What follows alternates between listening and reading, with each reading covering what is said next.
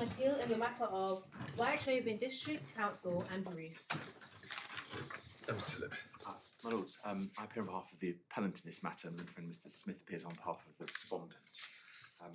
Lords, you will hopefully be conscious this is an appeal against an order for committal against Mr. Bruce, imposed by His Honour Judge Rawlings, sitting as a High Court judge in the Birmingham District Registry.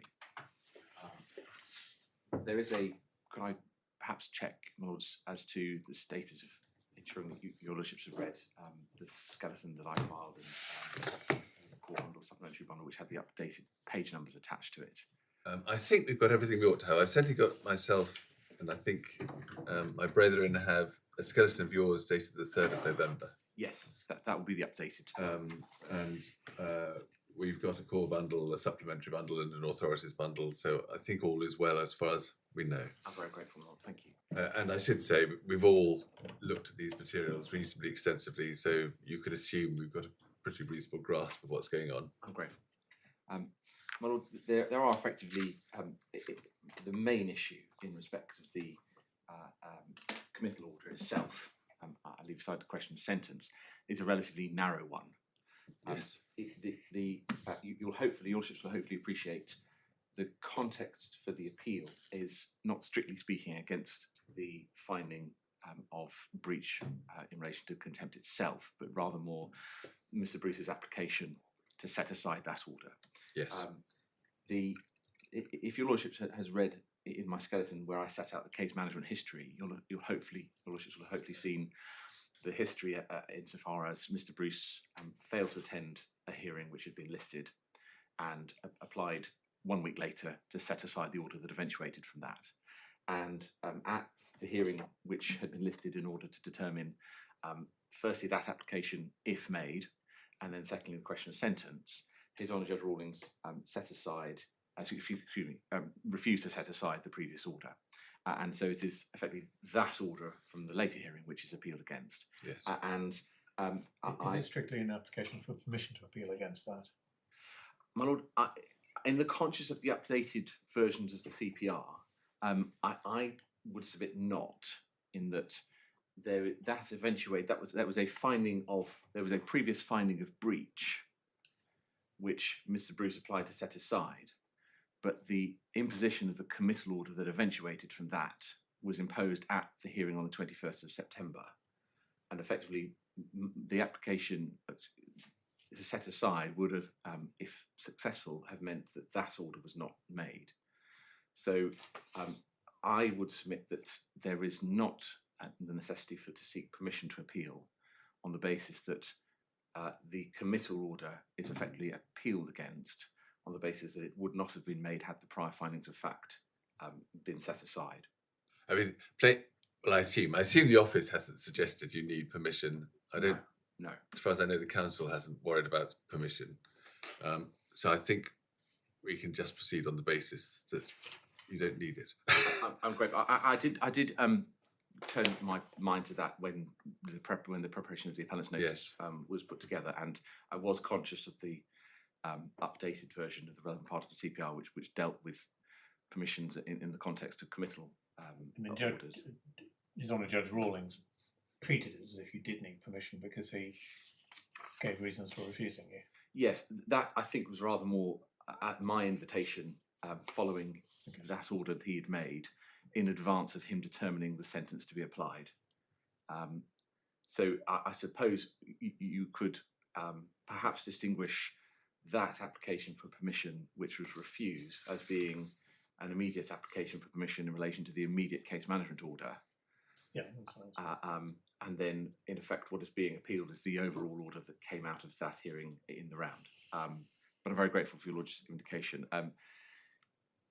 The context, the broader context in relation to this, is, and one that Mr. Bruce effectively has to face, is that as the while still the paper owner but no longer the vested owner of a large piece of land in Worcestershire, he had previously been in breach of the material injunction which had been imposed in 2016, and had previously served a sentence on committal imposed by His Honour Judge Rawlings on a previous occasion. And this in effect was the fourth application by the respondent in relation to the material injunction. He served 2 previous. There was one previous committal application which resulted in a short sentence. One previous committal application resulted in a suspended sentence, which was then activated upon a further breach, and this was effectively the 4th application. Yes, but you said he'd served a previous period. He served Forgive 2 me, yes, periods. my lord, you're quite right. Your lordship's quite right. I'm sorry. Yeah, I rather meant there was a substantial period of sentence which was imposed in relation to the 3rd breach. My apologies.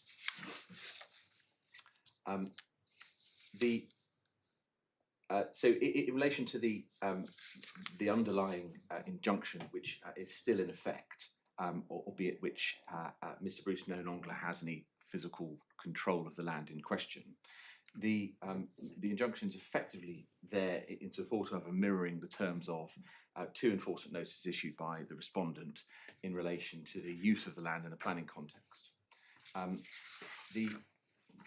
The application for committal, which led to Mr. Bruce being committed on this occasion, firstly came for Her Honour Judge Kelly on the 9th of May this year, and directions were given for trial. Mr. Bruce didn't attend that.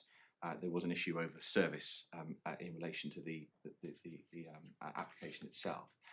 And directions were given, which he then received, and trial, which was originally listed for the 27th of July, which was vacated at the invitation of the respondent due to the convenience of counsel. Then listed for the 9th of August. Mr. Bruce didn't attend on the 9th of August. The circumstances, as I've tried to set out neutrally in my skeleton, starting at page 3, paragraph 9 onwards, simply, as it were, taking matters from the medical documentation rather than my own submissions in setting this out.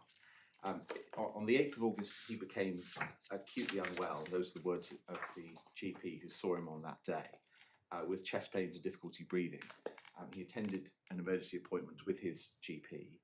And just to be clear, the word acute just simply means, it doesn't mean very, it means sort of urgent, if you like.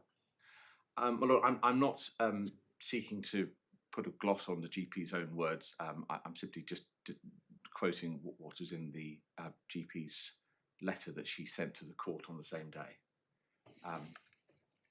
Whether she meant very or urgently, I don't know. I've read out that question's not been asked.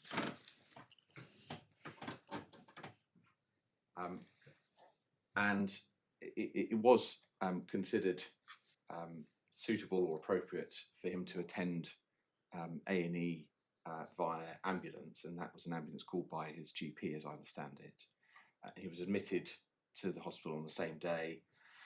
He'd been given an ECG at the GP surgery. He was given a second ECG at A&E, and there was a diagnosis or suspected diagnosis of angina given. He was referred to go back to his GP for medication, which was prescribed the following day, and at the hospital given a referral to the chest pain review clinic for treatment. And he was released from A&E on the same day, the 8th of August. But it wasn't for treatment. He wasn't referred to the clinic for treatment. He was referred to the clinic for an appointment. Yes, I believe if you present to A&E with the symptoms which would require either a review or treatment or some further diagnosis, the normal process would be to refer you to a specialist clinic dealing with that matter once the urgent. Yeah, but you said he was referred subsequently for treatment. Actually, what he got was a telephone appointment 2 months hence.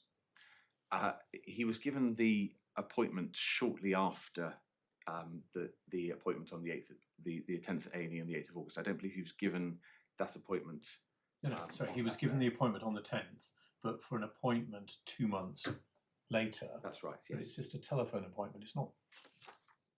I picked you up simply because you gave the impression that he was referred to a specialist clinic for treatment.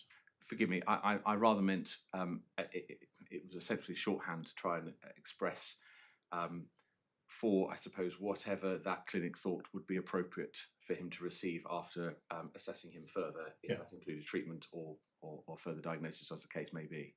I'm not seeking to suggest he necessarily would have received treatment at that appointment itself.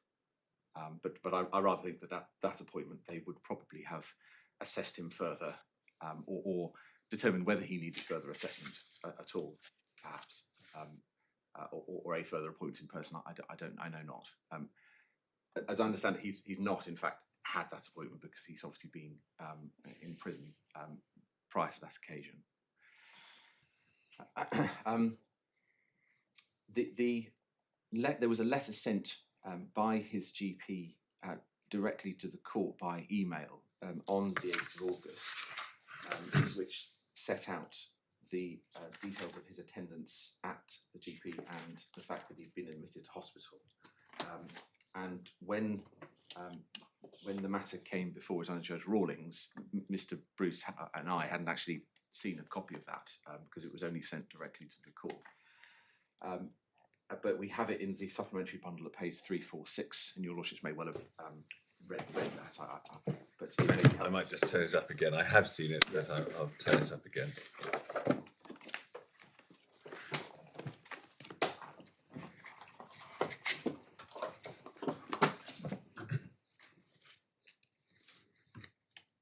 And when you say you hadn't seen this when you came before Judge Rawlings, you're not referring to the August hearing, because obviously...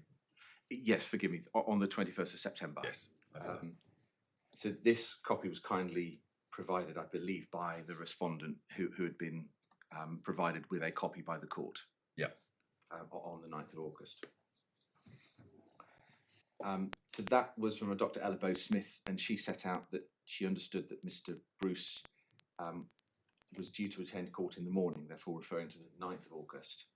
She said he arrived here acutely unwell with chest pain and difficulty breathing this morning. An ambulance was called and he was conveyed to hospital. At this stage, I'm unsure of the diagnosis or in fact how long he'll be in for. I would appreciate you consider this with regards to tomorrow's proceedings. If I may, I think it's probably self-evident that that was written at Mr. Bruce's request in the knowledge that he was due to attend court the next day. Yeah. That letter was before His Honour Judge Rawlings on the 9th of August and referred to in His Honour's order that eventuated from that hearing.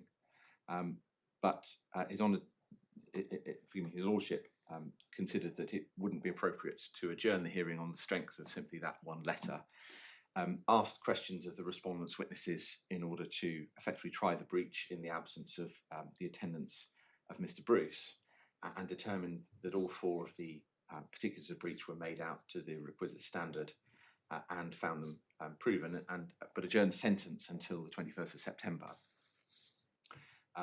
If your lordships wish to refer to that order, it's at pages 34 to 35 in the core bundle.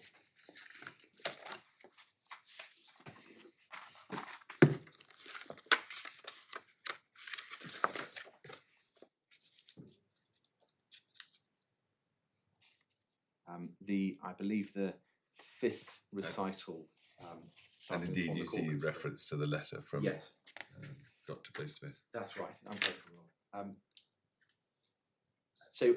But his lordship gave Mr. Bruce permission on the face of the order, which is at paragraph 5 on page 35, to apply to set aside or vary the order within 7 days, and the attached to that permission was the requirement to provide full medical evidence to demonstrate he was incapable of attending court today and why he was unable to instruct counsel in the alternative.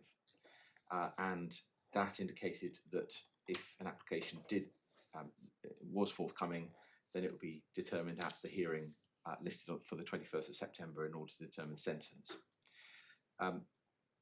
Mr. Bruce, who hadn't instructed counsel to attend on the 9th of August, who had intended effectively to represent himself, then re-instructed me after the hearing on the 9th of August, and I assisted him in the preparation of the application to set aside, which is at pages 1 to 6 of the supplemental bundle, with the witness statement in support of that at pages 7 to 14. So should we turn those? Yes, my lord, forgive me. Yes, I'm very grateful.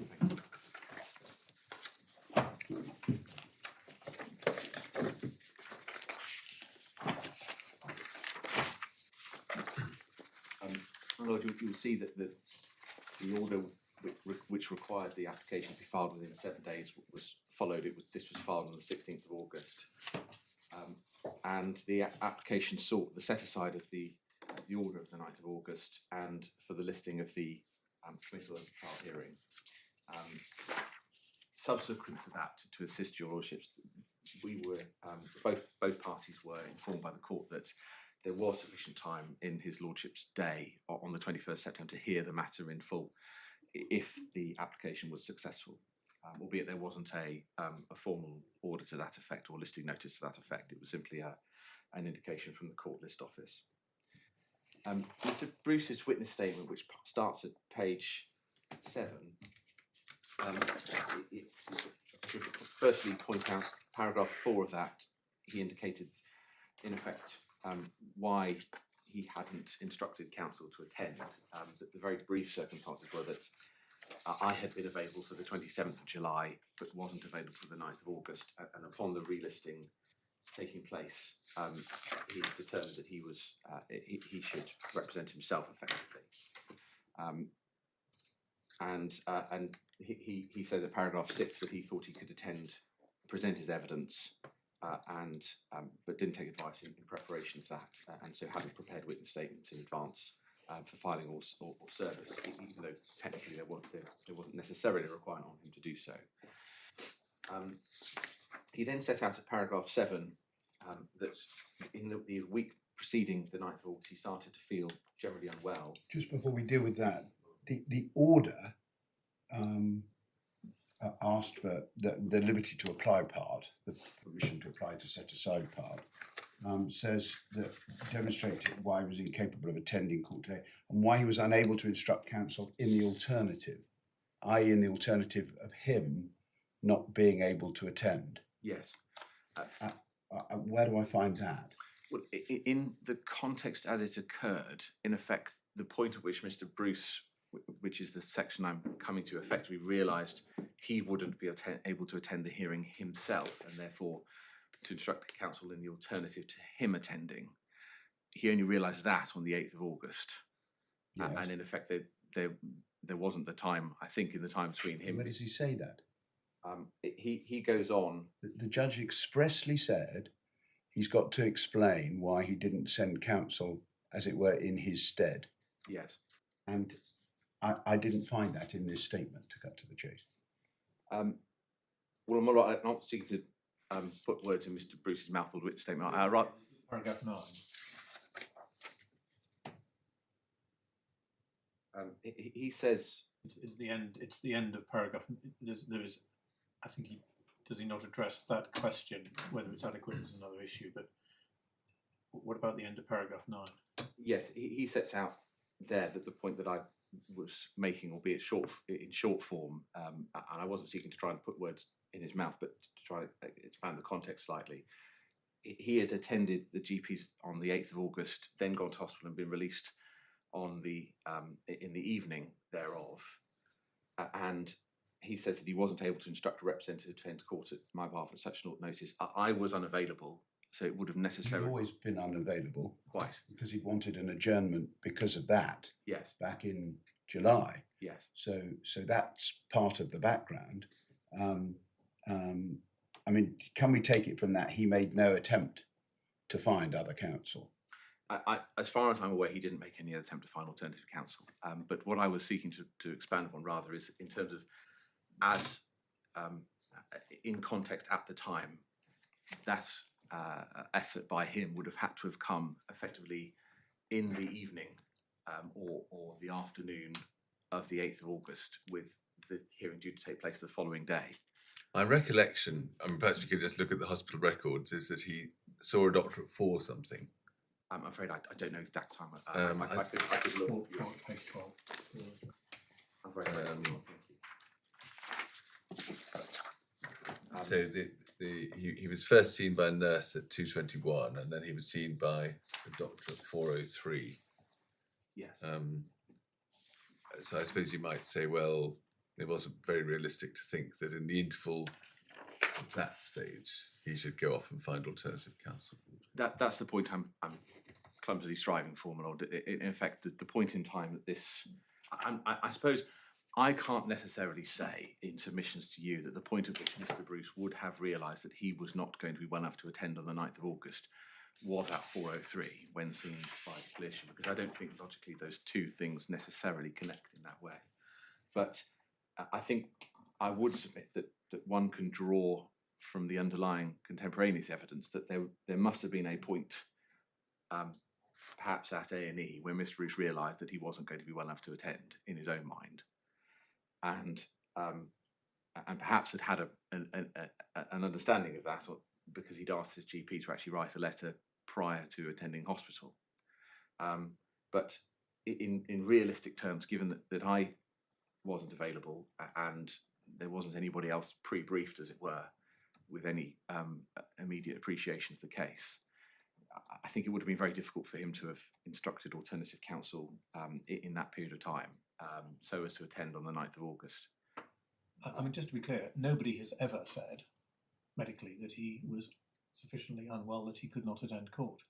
No more, that's right. The only person who formed the view that he was sufficiently unwell that he could not attend a court was Mr. Bruce. In effect, what Mr. Bruce relies upon what he relied upon in submissions before HHJ Rawlings and now is effectively that he received, upon attending his GP on the 9th of August, the next day, he got a fit note indicating he wasn't fit to attend work, which he thought would be sufficient to indicate he wasn't also fit to attend court. But you're just quite right. There's nobody who said you are not fit to attend court in so many words. And indeed, that wasn't the view of the GP the day on the 8th. Well, the GP on the 8th, she actually envisages probably that he will be attending court, because she asked the court to take the circumstance on the 8th into account. I don't know. I would perhaps submit, if I may, that I read her words as indicating rather more an indication generally that there was an issue over Mr. Bruce's health on the 8th of August, and however that eventuated. If Mr. Bruce had asked the GP for a letter, I assume that he would have asked. You must assume that at least one of the issues was, I have a court appearance tomorrow, am I fit enough to attend? It's the one thing she doesn't say. If we put the letter in context on the basis of it being written by the GP in advance of him attending A&E, and perhaps with a view that the GP might reasonably have thought that he was going to receive further treatment or diagnosis or something of that nature at A&E, or at least would only be released from A&E if he was well enough to do so, or the like. Simply that perhaps in her mind at the time there was likely to be something further by way of medical attention given to him. Well, what she says is, at this stage, I'm unsure of the diagnosis, which is entirely a reasonable thing to say. Yeah. So Mr. Bruce is going off to hospital. The hospital's going to look into it. She doesn't know the diagnosis. She's just putting the court on notice. Yes, and the fact that she sent it directly to the court, I think perhaps indicates that Mr. Bruce knew that he wasn't likely to be able to arrange that, given he was on his way to hospital. I would presume that he must have provided her with the email address to use, for example. Yes. But I don't. I would respectfully, my lord, perhaps suggest that this letter is rather more an indication that at this point in time she doesn't know what state he might be in or what effect that might have, but simply that to put the court on notice that he had attended and she had observed him as being in the state that she sets out in the letter. However, and in fact, in the knowledge that in fact he was going to receive further attention from at hospital. To go back more to Mr. Bruce's witness statement, if I may.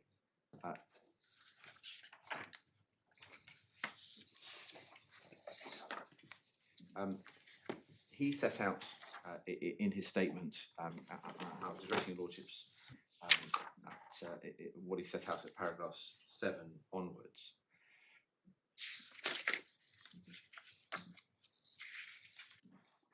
Just pausing briefly at 7. So he says, I visited the doctor who did an ECG and observed I had very high blood pressure. By the time the hospital does the ECG, that comes back as slightly hypertensive. Yes. I think what Mr. Bruce reported in his statement was effectively what he understood the doctor to have observed at the GP. Yes, I see. Rather than it being because of course the doctor in her letter didn't actually set out the fact of that high blood pressure, but he must have effectively have understood that from somewhere.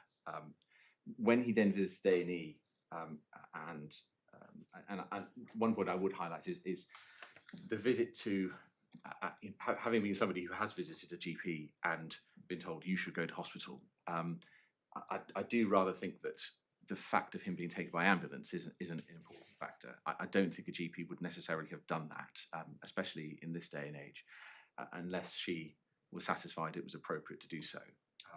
No, I quite follow that. I mean, obviously, in a sense, this is all superseded by what the hospital finds. Yes. So your lordship required. He then attended the hospital. Your lordships have the report of that. Not necessarily a report, but the record of that at page 12 of the supplemental bundle. He was assessed at 221 by Cheryl Reynolds, and then seen by Dr. R. Samakanu at 403. Given a suspected diagnosis of angina, brackets stable, and the treatment given was guidance and advice given verbally. And the comments were that he presented with chest pain today, central and to left shoulder, felt weak and tired, chest clear, obs, which I think is observations, blood pressure slightly hypertensive, ECG and examinations. I'm afraid I don't know what NAD bloods means. And then indicates that the doctor had referred him to a rapid chest pain clinic for further assessment and advised him to attend his GP tomorrow regarding blood pressure control and monitoring. So Mr. Bruce was released from the hospital in the evening. I'm afraid I don't know exactly what time, but it must have been after 4:03. And he then attended his GP again on the 9th of August in the morning, where that GP prescribed him blood pressure medication. And he says himself at paragraph 9 that he says, I was definitely not fit to attend court on the 9th of August and would not have been able to properly represent myself or give evidence. And he goes on to indicate about the difficulty in respect of instructing alternative representation. There is a letter which is dated the 26th of September, which your lordships have at page 347 of the supplemental bundle.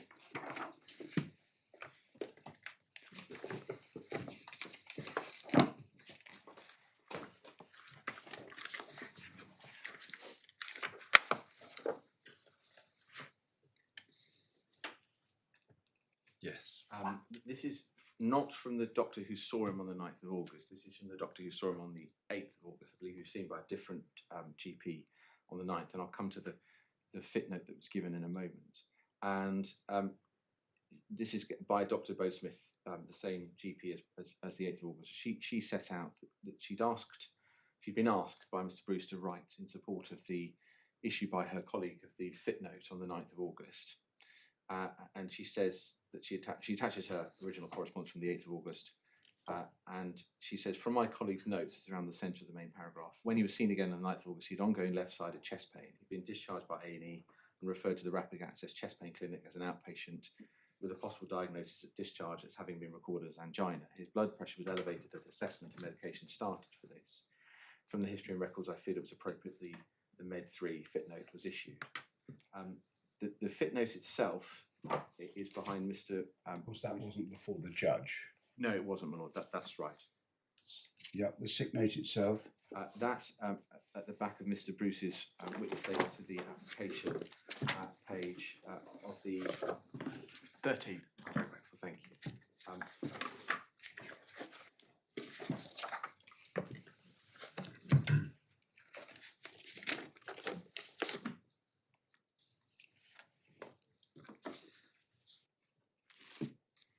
My lord, this is a standard document, which I'm sure your lordships have seen previously, issued by GPs in relation to whether somebody is fit for work.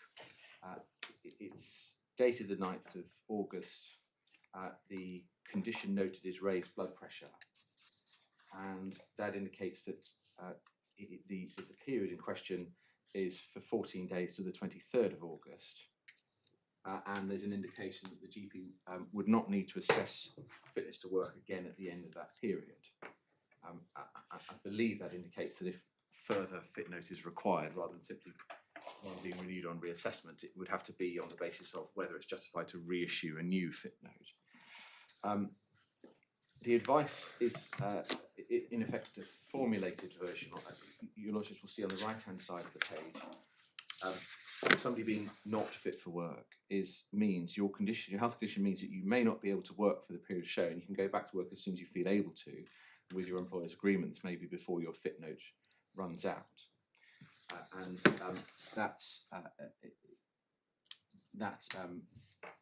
fit note itself, as it was issued on the 9th of August, which is the same day as hearing forward by Judge Rawlings. That in effect. There is one last document, is the appointment letter, page 14, which came to Mr. Bruce shortly after the 10th of August, which is the telephone appointment for the 9th of October for the chest pain review clinic at the Alexandra Hospital.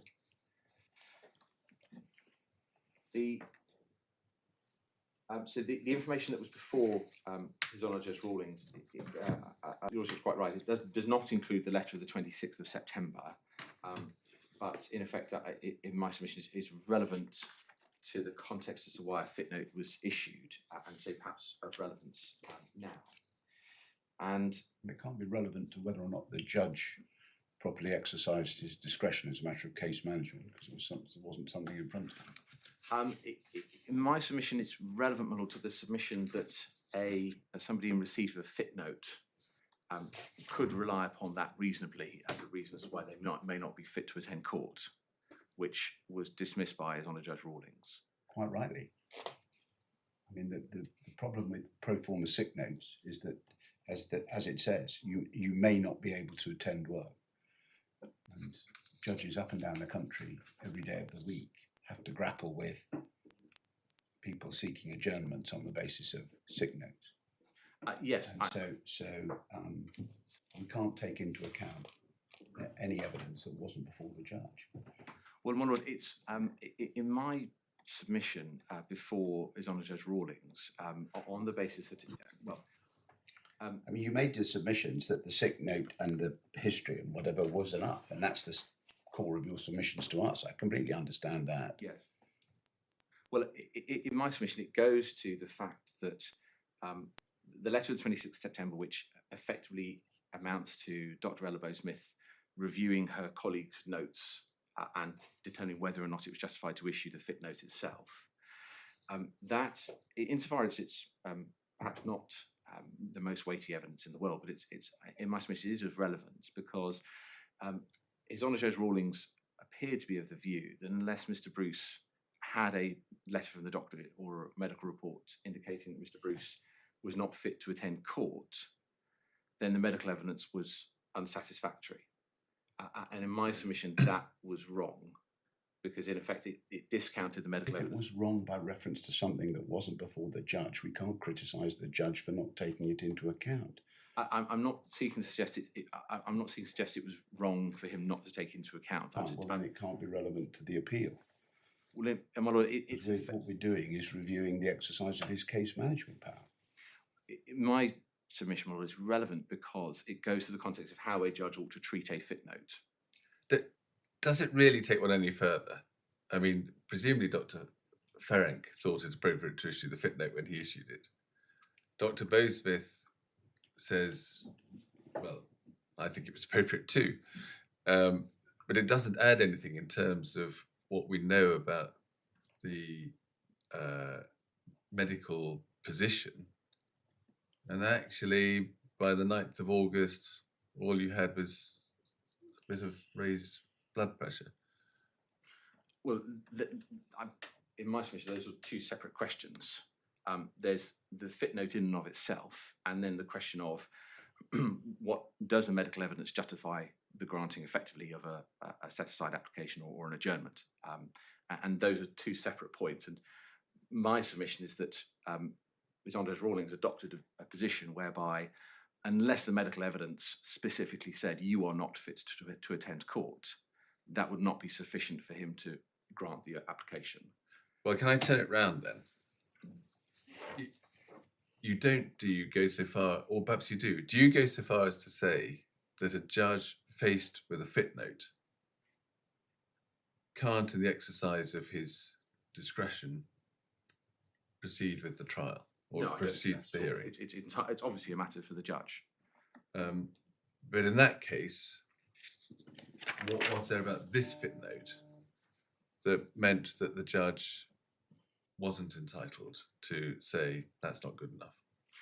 Because in effect, the strength of the view that HHJ Rawlings took on it was effectively to discount it entirely, because it wasn't specifically addressed to whether Mr. Bruce was fit to attend court. In effect, it wasn't, in my submission, given sufficient weight in and of itself. The trouble is, as soon as you say something wasn't given sufficient weight, that doesn't sound like a basis on which we could interfere with a discretionary decision. Well, in the context of HHJ Rawlings' assessment of all of the medical evidence, in my submission, he found effectively the entirety of it was, quote, clearly unsatisfactory. Now, my submission is that that was wrong, and in effect, that the reason why His Lordship may have come to that wrongful view is effectively because he considered that medical evidence sufficient to justify the grant of a set-aside application or an adjournment had to address the question foursquare of whether Mr. Bruce was fit to attend court. And my submission to HHJ Rawlings was that, and he criticised Mr. Bruce for not acquiring that evidence before the matter came before His Lordship on the 21st of September. And my submission is that there was no direction on the face of the order of the 9th of August that Mr. Bruce had to go and get a medical report or letter specifically addressing in exact terms or saying the words that he was not fit to attend court. Sorry, if he decided not to, that was his risk. Well, it's not for the judge to set out precisely what a litigant should do, surely, by way of evidence. Well, if on the basis that that's the whole point was whether or not he was fit to attend court. That was the issue. Sorry, I thought the order. Sorry, did you say that the order of the 9th of August did not set out? Did I mishear? No, what I'm suggesting is that the order didn't specifically say the medical evidence must specifically address in its own form of words exactly why or exactly whether Mr. Bruce was unfit to attend court specifically in those words. Any such application must provide full medical evidence to demonstrate that the defendant was incapable of attending court today. Yes. How much more specific? Well, do you say that it should have been than that? This is the distinction.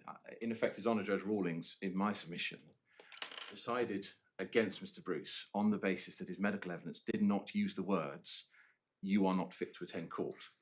And in my submission, the medical evidence was sufficient to demonstrate why he was unable to attend court. But His Honour Judge Rawlings wanted, effectively, a form of words to be on the face of the medical evidence, precisely going to the issue of attending court or not generally giving an appreciation of Mr. Bruce's medical condition. As my lord has just said, the question for the judge was,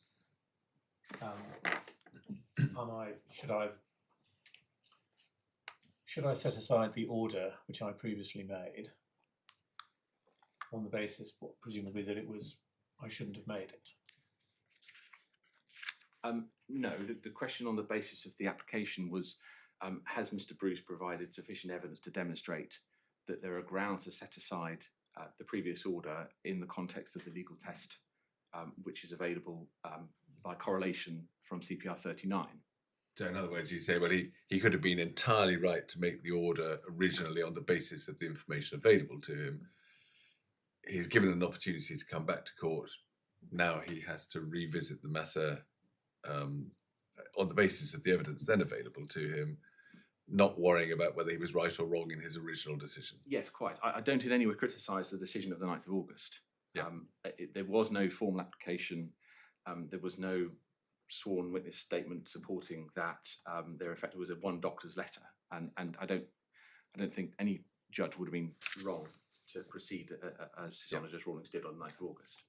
This is all about what occurred on the 21st of September. Yeah.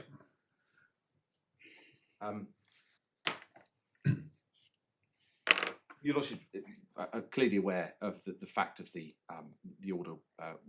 The application was refused, and that I then sought permission to appeal that, and His Honour Judge Rawlings refused that permission, and he then proceeded to sentence Mr. Bruce for the 4 breaches to a sentence of imprisonment of 12 months. And Mr. Phillips, is this right? The judge's ruling, as it were, on that first point, we get from the transcript. Yes, so Your Lordship, in the core bundle, I think starting on page 55, is that right? Because he sets out the position before, and it goes right the way through to 61. And then Mr. Smythe says at the top, I invite you to proceed to sanction. So that's, as it were, part 2. yes, So it's 55 to 61. Is that right? That's where he refused where he considered and refused to set aside the earlier order. yes. It may be that the first couple of pages there of that section order are in the context of His Honour Judge Rawlings' decision on the 9th of August, but are, I suppose, context as to why he granted the permission on the face of that order to make the application. Yeah, well, he seemed to, by the second hole punch in 55, he was anxious that because Mr. Bruce had not been there on that occasion, that Mr. Bruce understood what the position had been then, Yes. and then he goes into the current position. Yes. I think It's sort of 59 onwards that you get the guts of it. Yes, Your Lordship may be of most assistance, and simply, I think the earlier part is relevant, of course, but the most assistance might be at page 58, from around 2/3 of the way down onwards, which is a sentence, paragraph starting the hearing before me.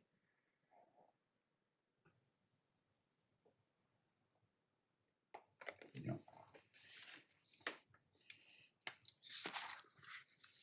And the first section of that is where His Honour Judge Rawlings set out the context of the evidence that was before him, and this is Mr. Bruce's witness statement, which I've just taken Your Lordships to, and the medical evidence.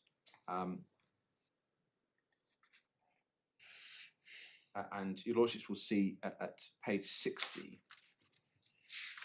around halfway down the page, there's a paragraph starting, so it is clear that Mr. Bruce could obtain. And this effectively is the meat of where His Lordship rejected the application. And in my submission, this is where he set out his view of the evidence that had been accumulated by Mr. Bruce in support of the application at that point in time. If I may just very briefly address Your Lordships on the test which was before His Lordship at that point in time, or which His Lordship was applying. the context from the power derived from the CPR is effectively all within CPR 3.17, simply the power to revoke a previous order, and so that's the formal power which is invited to be exercised. My submission is that had to be exercised in accordance with the overriding objective, and of relevance particularly within that under CPR 1.12a is that the parties are on equal footing and can participate fully. And there's a suggestion in the White Book 2023, para 3.1.17.1.1, which I've set out in my skeleton at page 6, paragraph 22d, that the rules under CPR 39.3, where an application made to set aside orders made at trial in the absence of a party, apply by correlation. And the three requirements are prompt action, a good reason for non-attendance, and a reasonable prospect of success at trial.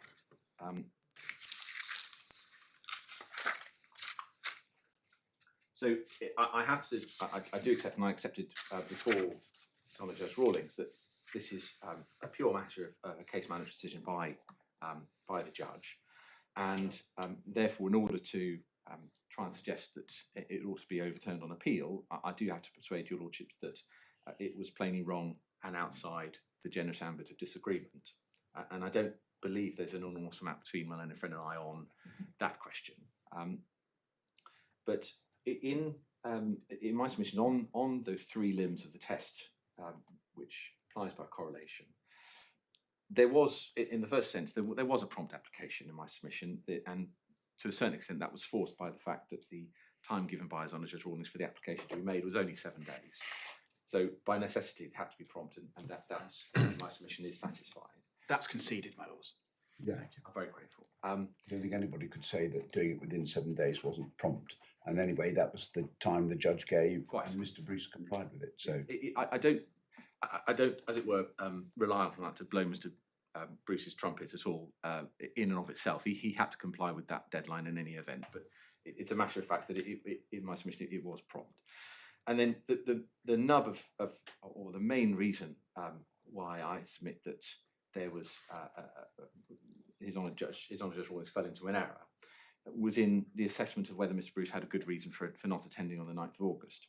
And this, I think, my lord, to address the issues in relation to the words needing to be specifically said, I take in my submission the words of Justice Norris in Levy and Ellis Carr, 2012, High Court 63, Chancery Division, at paragraph 36, dealing with the sufficiency of medical evidence to demonstrate a party is unable to attend court. That has to identify the medical attendant, give details of his familiarity with the party's medical condition, brackets detailing all recent consultations, close brackets, shall identify with particularity what the patient's medical condition is and the features of that condition which, brackets, in the medical attendant's opinion, close brackets, prevent participation in the trial process, should provide a recent prognosis and should give the court some confidence that what is being expressed is an independent opinion after a proper examination. So it's in that context that I invited His Honour Judge Rawlings firstly to set aside the previous order and then for permission to appeal against the decision that he made on that application. Can we just focus then for a moment, as you say, Mr. Justice Norris included a reference to the features of that condition which in the medical attendant's opinion prevent participation in the trial process. Now here we know what had been found. There had been found to be raised blood pressure and potentially some stable angina. Now, it isn't inherently obvious that those things prevented participation in the trial process at all. Many people have raised blood pressure, but they can still attend courts. So it was the more important that you had something from a medical attendant explaining why those things prevented participation. And the judge didn't have anything like that, did he? Insofar as the judge didn't have a note indicating from anybody that breathlessness and fatigue and feeling weak and raised blood pressure mean, for example, this person can't concentrate. Hang on, you can't roll those in with respect. Where's the medical evidence of all the first lot? So Mr. Bruce was reported on the 8th of August as attending his GP. Forgive me if I find the page reference. Or 346. Yes. Well, you just rolled a whole load of stuff in that isn't there on 346. But I wasn't seeking in effect to roll these matters in to suggest this is what all of these mean. You rolled symptoms of that were self-diagnosed by Mr. Bruce, not borne out by the medical evidence, in with something which what? I wasn't trying to suggest that all of these matters were matters which the GP had observed or independently observed on an objective basis and weren't matters of self-reporting. I'm rather more going to, it wasn't any part of any of the medical evidence, and at this point I do have to accept, it wasn't a part of any of the medical evidence that any of the GPs or A&E doctors said in their reports or letters.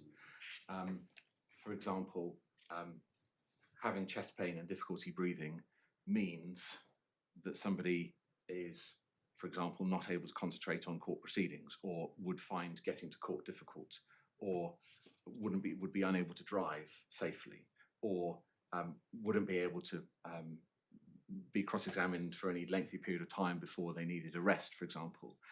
Nobody had set out, in effect, the practical consequences of what any of these symptoms might actually mean in a court setting. That's perfectly fair. But I rather think that these matters being described in my submission are not matters which are sufficiently complicated as descriptions of medical symptoms that a judge reading them could not anticipate the problems this might cause somebody in a trial setting, particularly where that person's liberty is at stake. That sort of comes back to whether it's inherently obvious from what had been found on medical examination that there was a difficulty with attending trial. I have to say, it doesn't strike me as at all obvious that raised blood pressure and potentially some suspected stable angina would prevent you attending court. Many people have raised blood pressure. Yes, Lord, but in this context, this was one where Mr. Bruce had only recently received that diagnosis and had only received medication to try and assist with that on the day of the 9th of August itself. He hadn't. But we're told that there was slight hypertension, so it's not as though it's something so grave that you really can't leave the house until you've had the benefit of medication. Many people have slightly raised blood pressure. Yes, my Lord, but I would ask you to look at the broad picture of Mr. Bruce's symptoms as they stood on the 8th and 9th of August. He had had, in the preceding week, some symptoms which he self-described in his witness statement, but certainly when he attended on the 8th of August, Dr. Ellerbo Smith considered at that point that he was reporting chest pain and difficulty breathing, and then he was conveyed to hospital. And in my submission, if those were exaggerated or malingering symptoms which weren't capable of being objectively supported by any independent test at all, there wouldn't have been at A&E a consistent diagnosis by the A&E doctor supported by an ECG being something that would be verifying independently of Mr. Bruce's own self-reported symptoms. I'm not quite sure that the ECG produced any problem. We find out that there was slightly raised blood pressure. You can do that without an ECG. Yes.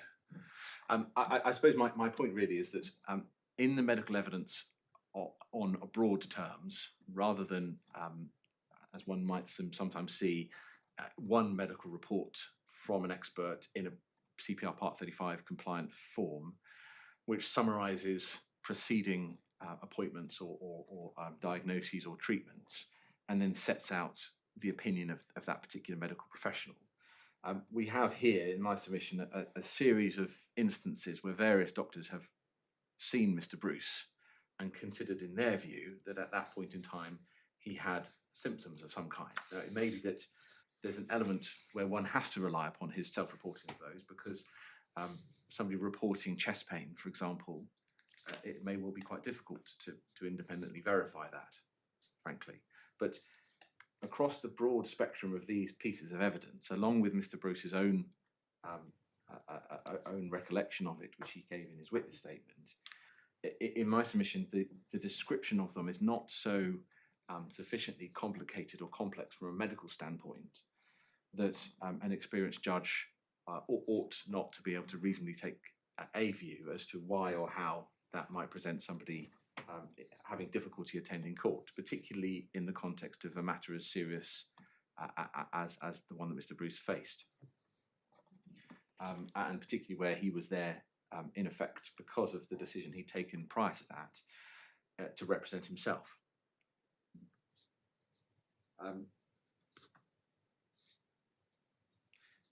So in my submission, the test that had to be applied was for his lordship to look at the spectrum of the evidence, because those are the matters before him, and apply the formulation considered by Mr. Justice Norris, and consider whether in effect there, in retrospect, there was sufficient grounds for Mr. Bruce to have been, or a good reason, to use the form of the test, for Mr. Bruce not attending on the 9th of August. His lordship considered not just that there wasn't a good reason, but that the medical reports, or the medical letters, were of so little weight that it could be disposed of in my submission, relatively scathing terms. He suggested, and this is on page 61 of the transcript, he suggested that the evidence of him being unfit for trial due to a medical condition is almost exclusively based upon Mr. Bruce having reported his symptoms to the GP and then to the hospital. And it is not substantively supported by either the evidence of the doctor, GP, or the doctor of the hospital, which is largely simply referring to the symptoms that were reported by Mr. Bruce. In my submission, that went far too far as a criticism of the evidence Mr. Bruce had accumulated. By necessity, frankly, somebody reporting symptoms of angina or chest pain generally is going to have to report those symptoms of being sustained or experienced by them themselves. But he was considered by the GP on the 8th of August sufficiently unwell that he ought to be conveyed by ambulance. He was considered sufficiently unwell by the admitting nurse at hospital to be admitted to A&E and considered by a doctor. Is that right? I don't know if it matters, but I would guess that all the first nurse did was triage him. Yes, but I think if somebody's presenting in a clearly malingering or clearly not particularly actually unwell state, they're not going to get past triage. I don't think that's an untoward submission. I have to say, I'm not sure about that. I suspect if you turn up at a hospital at A&E, they triage you and they don't immediately say, no, go away. Well, I only put it as high as as it might stretch, frankly. I think if somebody attended hospital clearly in a picture of good health and self-reported, I've got some chest pains, they may face some scepticism from the triage nurse who's there effectively to ration scarce A&E resources, frankly. But he was seen by a doctor, and the doctor did produce a positive diagnosis. It wasn't a case of, albeit it was suspected. He didn't produce it. He didn't produce a positive diagnosis. I mean, what he did was, it was a suspected diagnosis. It says in terms. Yes, my lord, but he didn't effectively say no condition diagnosed. Go and see if you get better in a week or so, or the like, or refer back to GP for further monitoring, or something of that nature. He was given an albeit suspected diagnosis, and he was referred back to the GP for medication. In my submission, that amounts to the doctor thinking that there is a condition which warrants further treatment or further assessment, rather than an indication of no verified condition at all. Now, what he's definitely found is slightly raised blood pressure, which can sensibly be treated. Yes. So there was something which, in my submission, medically was independently verified by us in some fashion. And yes, that had to be taken in the context of Mr. Bruce reporting other symptoms himself, such as chest pain and breathlessness. But it wasn't the case that that the medical evidence that he advanced to His Honour Judge Rawlings was not, the condition he reported was not substantially supported by the doctors who assessed him. Both the GP who saw him on the 8th of August, who thought there was something sufficiently wrong with him, he could go to hospital. The doctor who saw him at hospital, who produced the suspected diagnosis and referred him back to the GP, and then the GP on the 9th of August, who again considered he had raised blood pressure and signed him off not fit for work. All three of them, in effect, considered that there was something wrong with him, if I put it in those broad terms.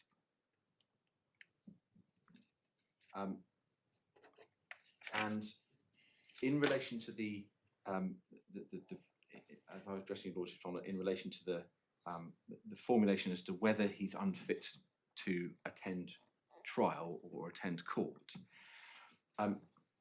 in my submission, this is where His Honour Judge Rawlings fell into error, in that he was clearly searching for a letter or report which specifically used those form of words, on the basis that that would be the opinion of a medical professional having assessed Mr. Bruce, who was able to form the specific view of whether he was able to attend court or not, or fit to attend court or not. Whereas in my submission, the test to be applied is broader than that. It's a matter for the judge to determine whether somebody's unable to attend court or fit to attend court or not. No, the judge isn't a medic.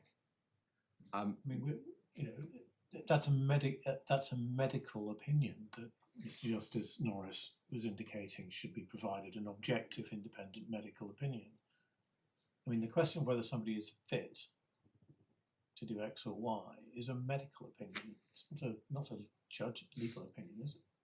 Well, ultimately, my lord, I suggest that the judge is the person who's going to decide whether the person objectively was unable or able to attend court or not. What the judge decides, surely, is whether there is objective medical evidence of sufficient weight that the person is unfit to attend court. Yes. I mean, otherwise, you're asking the judge to act as a medic. No, my lord. What I'm suggesting is that the question of whether somebody is able to attend court or not, and therefore whether they had a good reason by for reason not of attending. a medical condition, able or unable, that surely is a medical opinion as to what somebody, given a condition, can or cannot do. I would respectfully disagree, my lord, because one could have a medical report that sets out that medic's opinion, but of course it's a matter for the judge whether they accept that opinion or not. Mr. Phillips, that's completely contrary to Ellis Carr. The features of that condition which, in the medical attendant's opinion, prevent participation in the trial process. Yes, my lord. We've been thrashing about in the weeds for an hour because we haven't got that. And effectively, we're having to draw inferences from, as you put it, the medical evidence as a whole. Isn't that right? Well, my lord, I in my submission, I don't think it could rightly be said that somebody who wishes to secure an adjournment or set aside a previous order has to provide a medical opinion from a medic which specifically says you were not fit to attend court on that particular day, or you are not fit to attend court. A, B, and C, the features of that condition. Yes, I in my submission, it's a matter for the judge to determine whether there was a good reason for the person not attending court on the basis of the evidence which the person is tendering to them in support of that application. And it's not a matter of looking mechanically for the words in the opinion of a medical professional, whether there was that person was able or not able to attend court specifically. The question for the judge is to assess on the spectrum of the medical evidence submitted whether there is a good reason for not attending. And if somebody has produced a medical fit note which suggests that they're not fit to attend work, I would submit that most people in receipt of that would reasonably think that if they're not fit to attend work, which necessarily is less strenuous than attending court, where your liberty might well be at stake, would form the view that that would be sufficient as a corollary opinion to say that they weren't fit to attend court. And so I would submit that where HHJ Rawlings was clearly looking for a medic to use a particular form of words to say you were not fit to attend court, that's where he fell into error, and that error led to him discounting effectively the medical evidence that was supplied, rather than looking at the medical evidence in the round in its own terms. Do we know what work Mr. Bruce identified to the GP he was planning to do? No, I don't, I'm afraid, Molly. Mr. Bruce, his work generally is in the field of, he has a yard which involves vehicle movements of some kind, as I understand it. Physical labour. I don't know if necessarily he's doing physical labour Somebody himself. with raised blood pressure might be unfit to do manual labour for a period, but wouldn't be unfit to sit in a courtroom. I can't read that in, I'm afraid, my lord. I don't know. Exactly, because you're not a medic any more than I am. Well, my lord, if I may, these fit notes can set out why somebody is unfit to do that particular type of job, and they are offered in this form for people who are doing completely non-manual jobs. There's not a separate form for manual labour and non-manual labour, for example. All we have, but that's why they are wholly inappropriate to meet the test in Levy and Ellis Carr, because they don't address the criteria that are relevant as set out in Levy and Ellis Carr, which is unfitness by reason of a medical condition to attend and participate in a court process. if that's the case, then, my lord, then frankly, if the Court of Appeal rules that fit notes are entirely unsatisfactory and will never substantiate an application for an adjournment or a set-aside application on grounds of a medical condition, that may well help parties in future, frankly. But that's not because repeatedly, when I've had applications for adjournments on medical evidence, the doctor's note is specifically addressed at the question of attendance at court. I mean, very frequently you see medical evidence which says somebody's got high blood pressures, suspected angina, whatever, and the stress of a court process, you know, they can't be cross-examined or the like, or there's actually a specific reference to that. And yet that isn't what's said in any of this medical evidence, even though the GP knew, by reference to the note that was sent on the 9th, I think it is, that there was a court process. Well, the GP on the 9th was a different GP that saw him on the 8th, and I don't know how much. So it was it was the letter. It was the one written.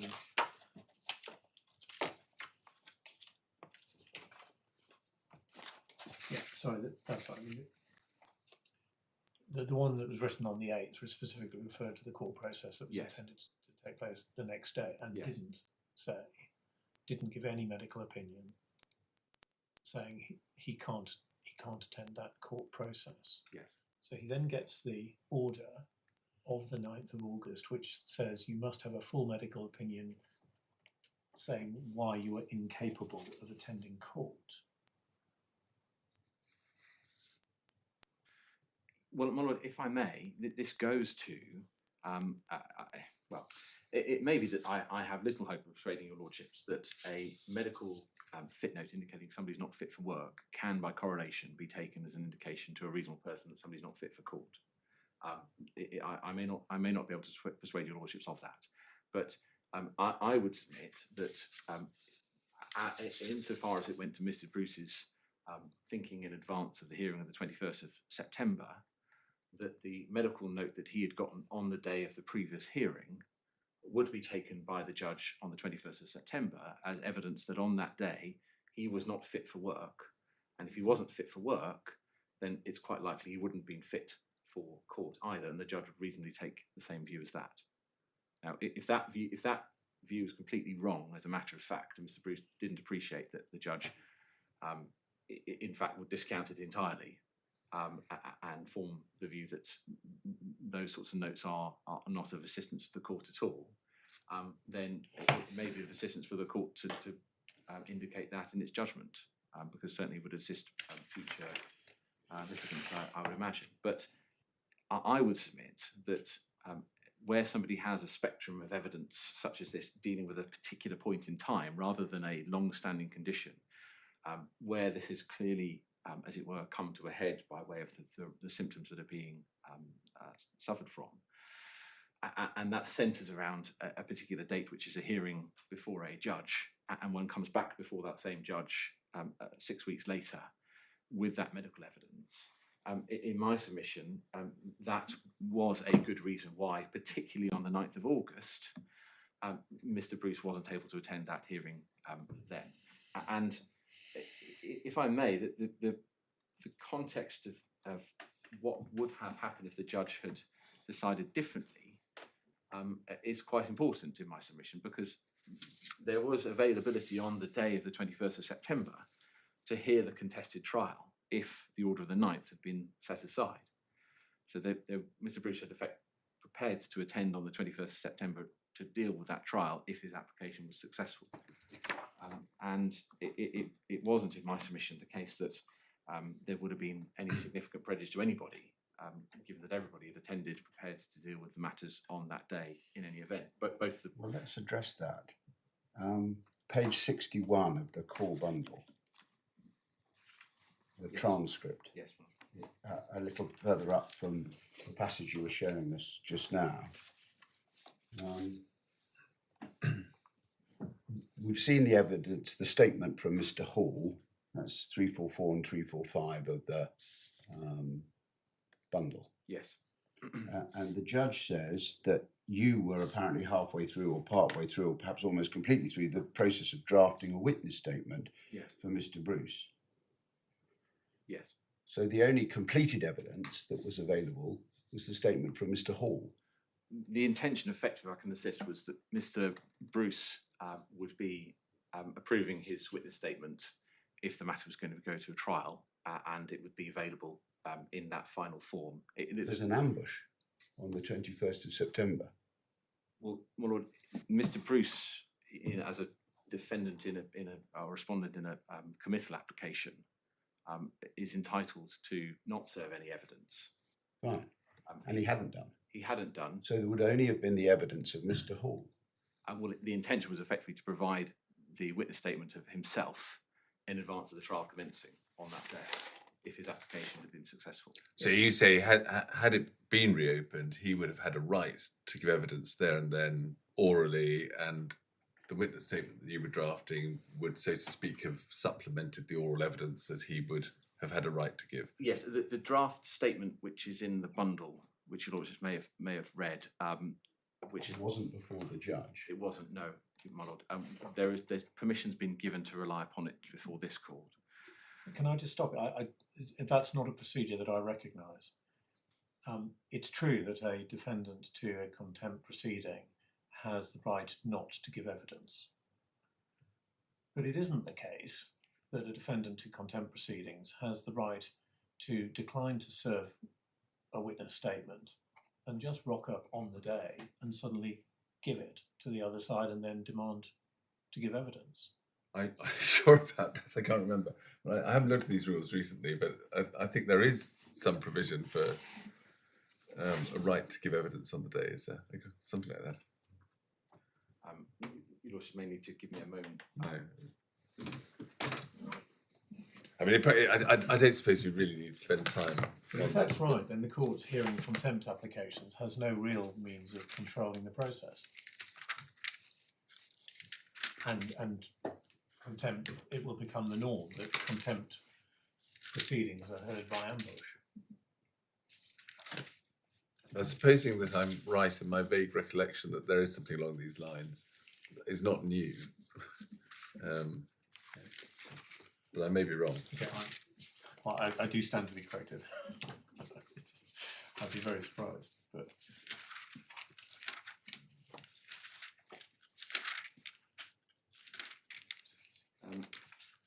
Well, it's certainly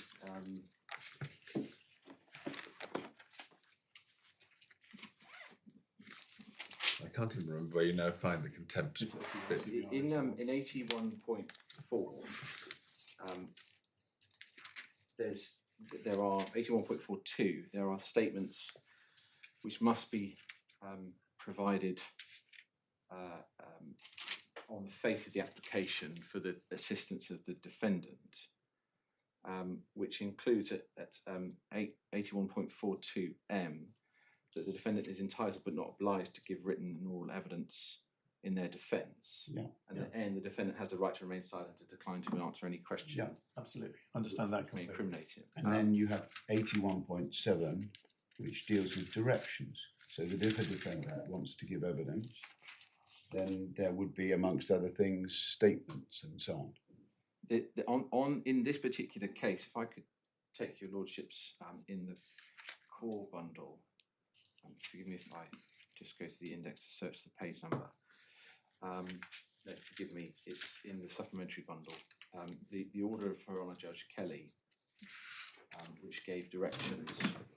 Page 365. I'm very grateful, thank you.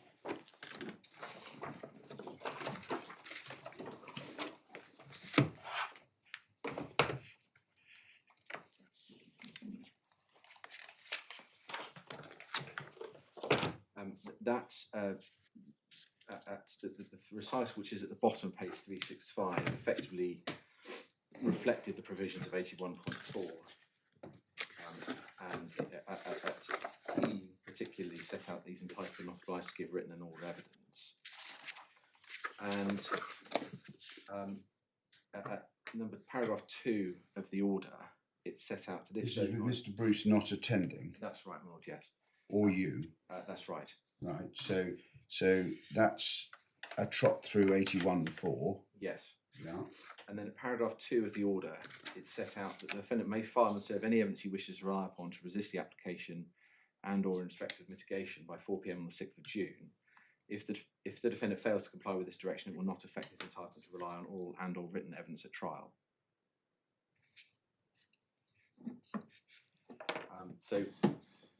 Mr. So Bruce, he deliberately waited. no, my lord, I don't wish to He tread in. deliberately waited. He had an order that was sentencing him to prison on the 9th of August. He had until the 21st of September to get his tackle in order to try and persuade the judge to change his mind, because the judge had given liberty. And he deliberately didn't serve a statement. No, my lord, if I may, the use Why of the word. not? Why didn't he serve the statement? Well, I don't wish to tread into evidence, and there are matters of privilege which I have to be conscious of. Why did he not serve the statement? He's in prison. Couldn't be more serious. Well, at that point, he wasn't in prison, my lord. He was only sentenced to prison on the 21st of September. But All he right, was facing so the prospect he of it. knew that that was a real possibility. Why not serve the statement? You're relying on that, to my eye, fairly surprising direction. My lord, there wasn't in effect any. If I could say this without treading into the privilege matters, there wasn't any deliberate decision by Mr. Bruce to withhold his statement unless and until the matter proceeded to trial. There were instructions from him to prepare that statement to me.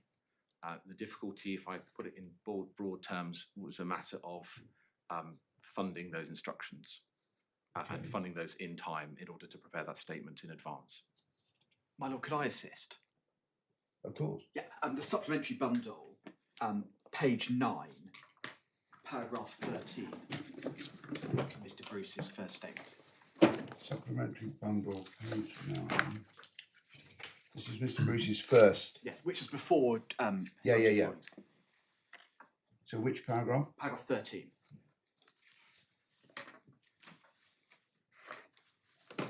Yeah.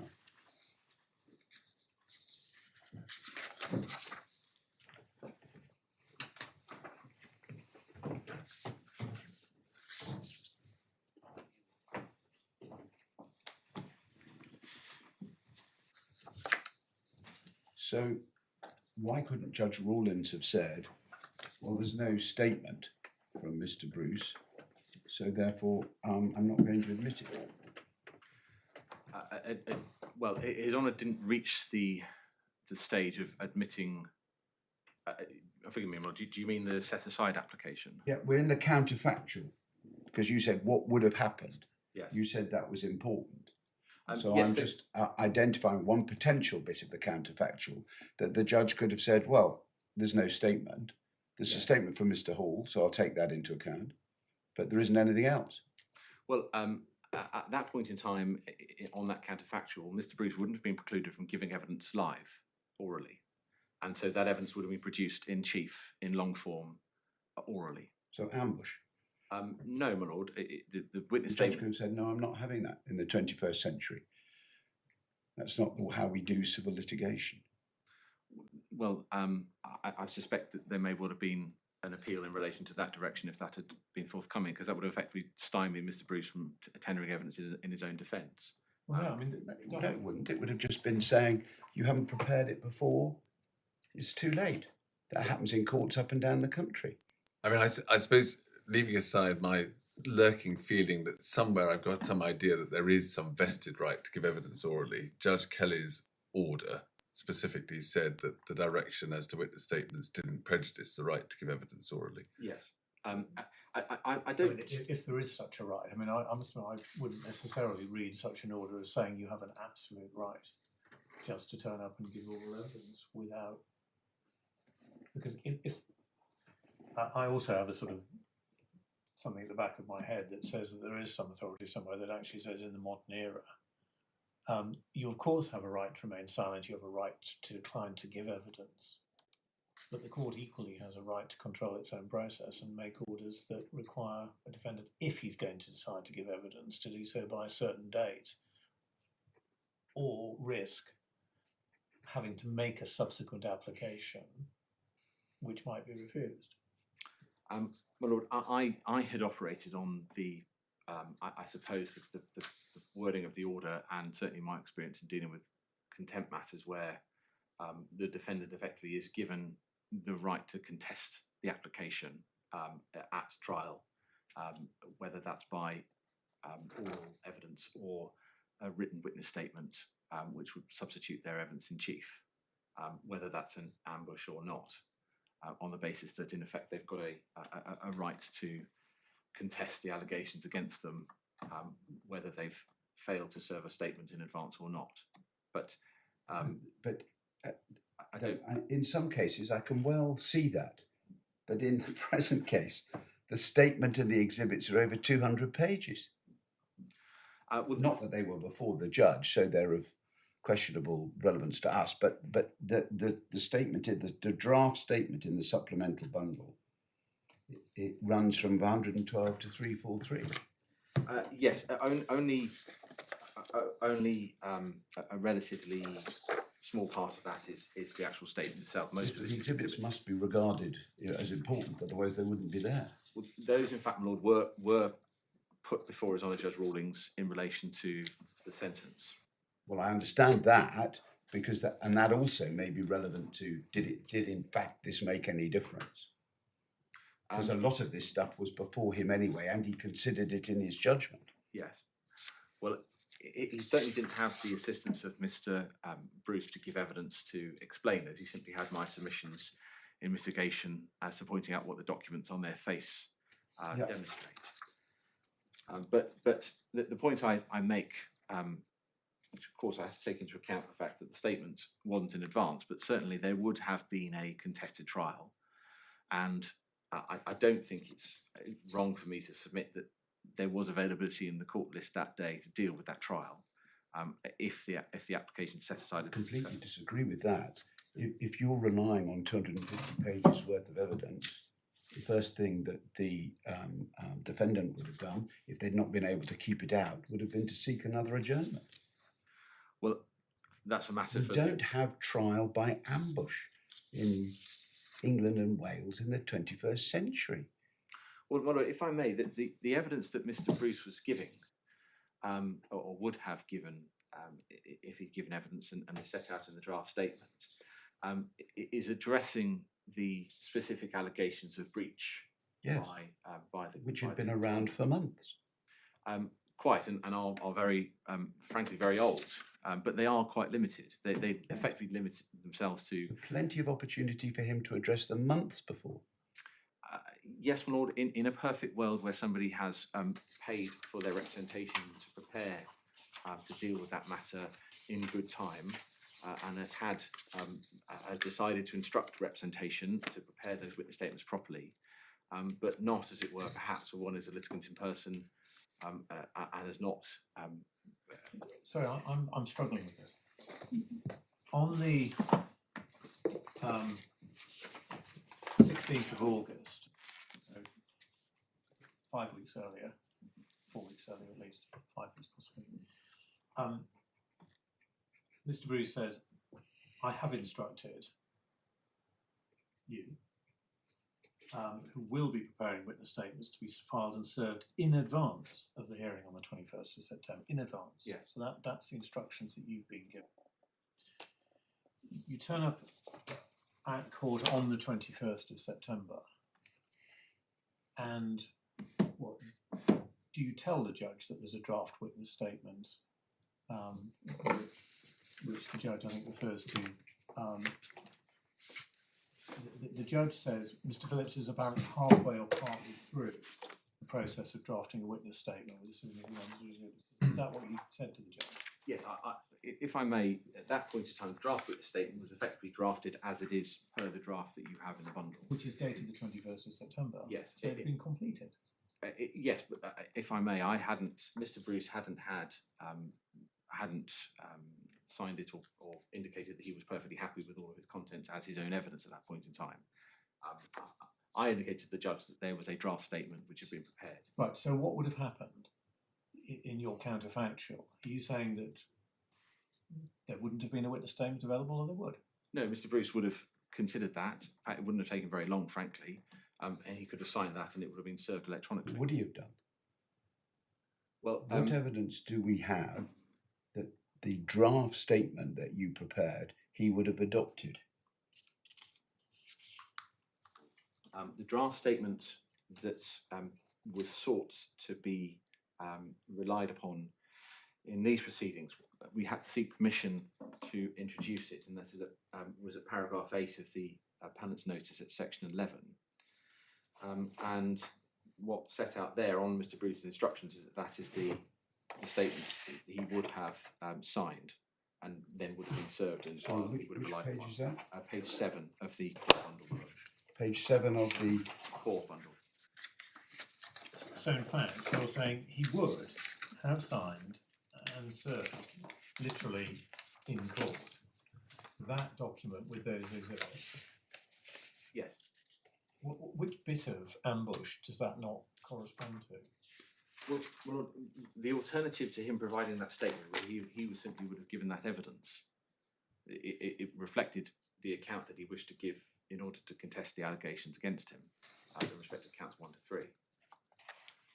Okay. So I would have asked him. Having said in a previous witness statement served on the other side, I've instructed counsel to prepare and serve in advance a witness statement dealing with these things. In fact, what would have happened, you say, is that he would have served something which had obviously been prepared and completely prepared in that form and served it there and then, or insisted on giving oral evidence on the day. Yes. So go back to my lord's question originally. Why should this court not take the view that, contrary to the earlier intimations as to what he was going to do, that was a deliberate tactic to hold back until literally the very last moment, written or oral evidence?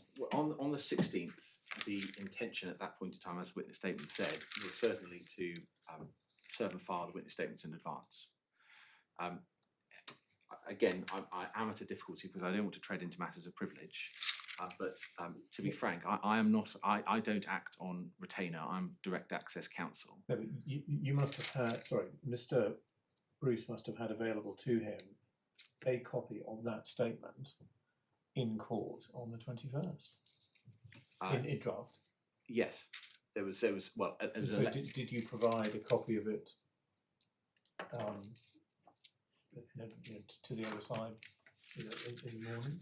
You say, well, this is the statement, just to give you some advance warning, this is the statement and exhibits that my client would like to rely on. No, the intention was effectively to have Mr. Bruce review it and sign it before serving it. But in terms of the matter of deliberateness or the intention, certainly the intention was on the 16th of August to serve and file that written statement in advance, and it's not in any way puts Mr. Bruce in any sort of good light or assists him in any respect that didn't eventuate. But it certainly wasn't a deliberate ambush, and it certainly wasn't something that I would have been party to if that had been the case. I'm on direct access, instructed on a direct access basis. I can't act on a general retainer. I can't do work for which my client has not already put me in funds in advance. And there was, in effect, the reason why the witness statement wasn't prepared in advance related solely to that particular context, without me treading into any more particular matters. No, sorry. Hang on. No, go ahead.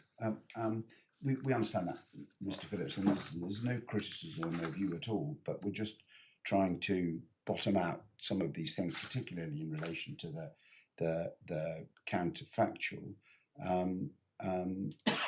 And so you took us to page 7 of the core bundle, which is the application, and that's why you say, is it that he would have signed this document completed, because this is made I don't know who has signed this. This is signed by Mr. Bruce's new solicitors. Right. So as it were, that's as close as we get, because the intention was that he would read it, approve it, and sign it on that day, but he hadn't done that. Yes, That hadn't happened by the time of the argument in front of the judge. Yes. Yes. Now, we've obviously probed this part of the case very thoroughly with you. Anything else to say on ground 1? If I might just go back to my skeleton, my lord. Yes. Just to ensure I've covered the matters that I wish to.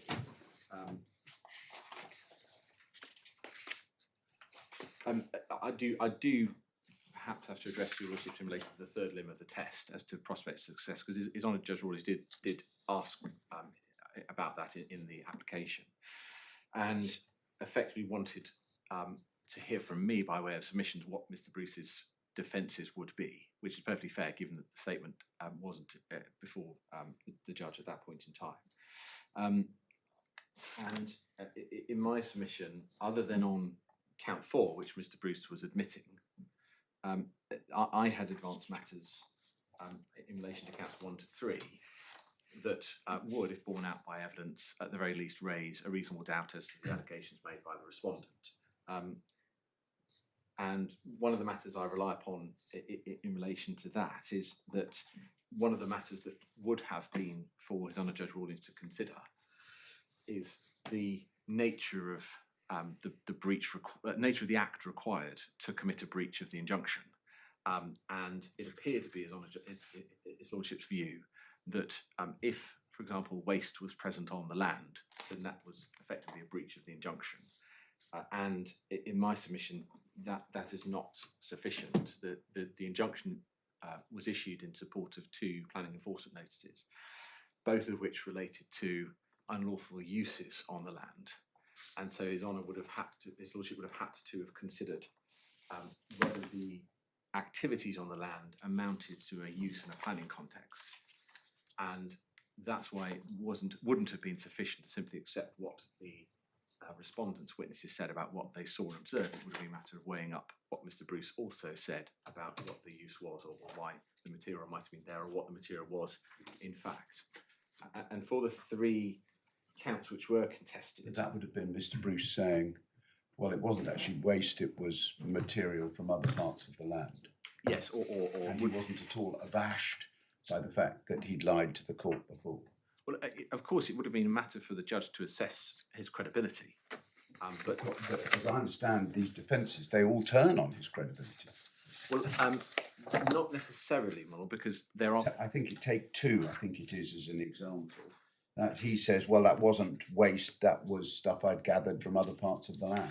Well, there are photographs, not of count one, but of the other two counts which were contested, which primarily related to count two related to piles of matter on the land, and count three related to photographs of burnt areas of the land. And His evidence as to when the photographs were taken.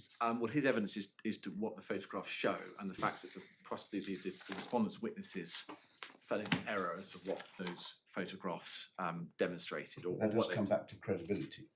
Well, there is an objective view that one can take of the photographs as to whether they come up to proof, on the basis that there are, for example, photographs of large piles of brown material, which the response witnesses say included waste, and Mr. Bruce said was effectively wood chip or biomass, which was therefore permitted or lawful use. But And the the respondent's witnesses wouldn't have had any opportunity to look at those photographs before the day. no, sorry, those were the respondent's photographs that were being tested. Right. So sorry, because the trouble is in the bundle it's just a mass of photographs. Yes. And we're missing some parts of the exhibits, I think, as well, even though there's masses of paper there. So can we just be a little bit? Can we just Yes, identify what you're actually talking about? Perhaps if I take you to a relevant photograph to give you an example, in the supplemental bundle, there's the witness statement of the affidavit of Mr. Ash starts at page 17, and he gives evidence about the counts 2 to 4. And if your lordship turn to page 31 of the bundle review.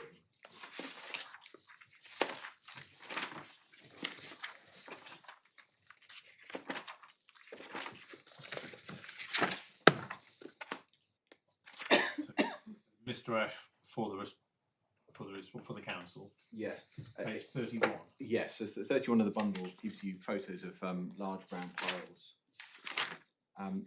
Mr. Ash's evidence is effectively that is piles of waste mixed in with wood chip. Yeah. And that's what he observed. And what Mr. Bruce would have contested is that was in effect biomass or wood chip that was lawfully on the land for use in the lawful biomass boilers that were present. So that's where in his witness statement, just so I quote, Forgive me, my lord, if I... in his draft witness statement. Yes.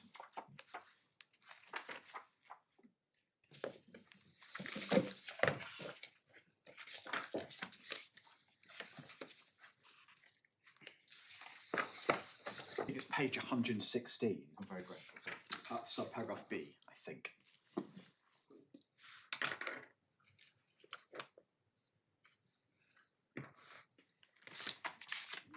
Yes, my lord, I was taking you to the exact point.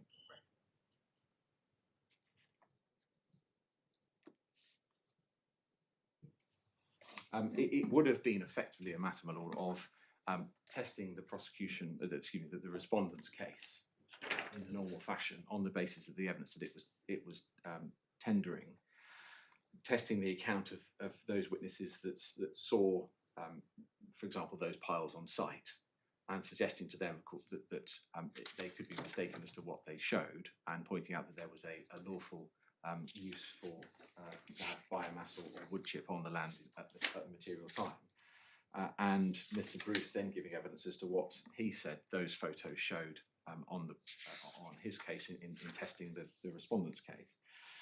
So just pausing here, he queries whether there was waste mixed up with the wood chips. He doesn't actually deny it, he queries it. Yes, well, But he says if there was waste, then it's come from elsewhere on the site. the slight difficulty is effectively that the respondent's evidence, as given in the statements, doesn't necessarily say photos A, B, and Z show this wood chip at this part of the site, for example. It's more slightly more generalised than that. So it was anticipated that effectively when those witnesses came to give evidence, that particular photo could be specifically identified as being what they said was frag waste mixed with wood chip, for example, because there certainly appear to be several photos of different piles, whereas the allegation is these were piles of waste mixed with wood chip, and it's slightly difficult to work out exactly which photo is relied upon. So what Mr. Bruce said effectively is that there were significant piles of biomass or wood chip on site, and that didn't contain imported waste. Yes. But the secondary point, which I touched on a moment ago, is that it would have had to have been part of His Honour Judge Rawlings' consideration as to whether the waste being on site, if he found that there was waste there, was so sufficient to amount to an unlawful use in breach of the planning enforcement notices and the injunction. I mean, we're getting a long way from what we really need to worry about, perhaps. But I mean, the injunction referred to importing, storing, and burning waste materials. Yes. So it would have been your case, would it or would it not have been that any importing, any storing, any burning of waste materials was a breach of the injunction? No, it's my case that a breach of a planning enforcement notice when it comes to an allegation relating to use is always a matter of fact and degree, and it's a matter for the decision maker whether that might be a inspector dealing with a matter at an appeal or a court dealing with a matter on a criminal basis to decide whether there's been a breach. It's a matter for that court to determine whether the planning use has arisen in an unlawful fashion. Because, for example, wood chip, which is produced elsewhere, may well amount in definition terms to waste on the basis that it perhaps at once was material prior to processing which didn't have an economic value, for example, within the meaning of the Waste Directive and various other bits of legislation. But importing that onto site is lawful because that's part of the lawful biomass boiler use on site, for example. And it's very often a matter for the criminal court to determine as to whether, as a matter of fact and degree, an unlawful use has arisen, or even where an unlawful mix of uses has arisen, for example, in a large site like this. And so that I would submit would have had to have formed part of His Lordship's consideration to decide whether the breaches were made out. And of course, there are acts which prima facie would breach the injunction. So, for example, count one, if it was the case that the respondent's evidence that a witness had seen a truck on site tipping what was clearly waste material, that would clearly be a prima facie unlawful use because it's four square in the unlawful use that should be prohibited. But where one is importing material already, and it's a question of what has been mixed in with that, does it amount to waste necessarily or not? That's a more nuanced question which would require the judge to turn his mind to whether the unlawful use which is restrained had actually occurred as a matter of fact or not. So yes, those are effectively the submissions I've made to you on ground one. Yes. Ground two, I imagine be able to take much more briefly. It's effectively a very limited point. It's a freestanding point in relation to sentence. Oh, forgive me. I should address your lordships as to His Honour Judge Rawlings' point as to the fact that he would have imposed the same sentence on count 4, whatever had occurred in respect to counts 1 to 3. In my submission, that can't be. That must be wrong as an indication, because effectively it's a predetermined pre-construction as to what the judge would have ordered without the benefit of hearing either evidence at trial or submissions at trial. And of course, it may be. I understand that. You said preemptive pre-construction. I'm sure it's my fault. I didn't understand that. It's quite common, isn't it? Certainly in the criminal courts, the judges to say, well, here are these offences, and lump them together, make no separate order on various offences, take the most serious. the judge obviously regarded count 4 as the most serious because it was the latest in time and so on, and it was burning. What's wrong with saying, well, that would have been the sentence I would have imposed? In other words, that whatever the position on counts 1, 2, and 3, that's the appropriate sentence on 4. Because for example, in the criminal courts, where a judge might be asked to determine sentence in advance of a plea, for example, on a Newton basis, there's usually either safeguards around that sentence then being able to be imposed if a plea is forthcoming, for example, or there may That's be giving an indication, yes, which judges shouldn't do, well, as you know. all I say really is that His Honour Judge Rawlings couldn't, in my submission, have fairly determined what sentence he would have imposed after a trial in which count 4 stood alone as the only count that remained as made out on an admission basis against Mr. Bruce, because the context for that would have been quite different to the one as he faced, in fact, when he was sentenced. In effect, the sentencing that he faced was a full facts basis on the prosecution, on the respondent's case, having been made out on the 9th of August. We're just focusing on count 4, which was admitted. Well, no, not quite. He admitted that there were photos He in admitted the breach. He had mitigation, which you advanced. well, the prosecution case on count 4 was slightly different than the admission he advanced, because the prosecution case related to much more extensive waste being on site than the admissions that he made. In effect, The judge sentenced him on the basis of the admission. yes, and in my submission, that was wholly in the context of the judge also having determined in counts 1 to 3 against him in full, on a full facts basis, and on the basis that the judge had found against him, in my submission, quite forcefully on his own application as well. Whereas the context for a sentence on count 4 alone, if that had been the only one remaining, would have been on the basis that he had been able to defend counts 1 to 3, the credibility or the reliability of the witnesses in relation to counts 1 to 3 for the respondent wouldn't have been made out on to the requisite standard.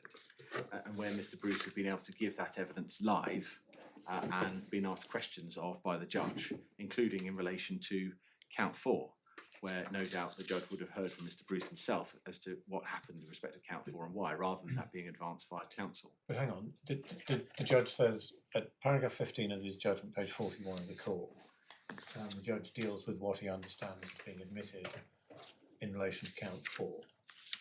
Are you saying that's right or wrong? I'm so sorry, could you give me the page? Sorry, page 41 of the court, Thank you. paragraph 15. This is where the judge deals with allegation 4. I just don't really understand what you just said. Are you saying that the judge got any of paragraph 15 wrong? No, I say that paragraph 15 would have effectively been the admission offered in the course of the trial as to count 4, and that count is different to the respondent's case. There's on nothing count 4. wrong with what the basis on which the judge approached sentencing for count 4, as recorded in paragraph 15. Well, he also in effect doubted the points advanced, because it was part of the respondent's case that parts of that admission were either wrong or were aggravating features. But sorry, See 15, paragraph 17. 15 is the admission, and you say that's right. Yes, that's effectively what Mr. Bruce admitted to. Yes, via and me. then the judge sentenced him on the basis of that admission. Well, if your lordship look at paragraph 21, Yeah. you'll see the basis on what the view the judge formed in relation to count 4. He said effectively he didn't accept that waste had been removed. He didn't accept what Miss Bruce said as the circumstances in which the waste was dumped. And he didn't, in effect, sentence on the basis of the admission. He sentenced on the basis of what the respondent said about the facts set out in the admission and to cast doubt on them, and in fact sentence on the basis that the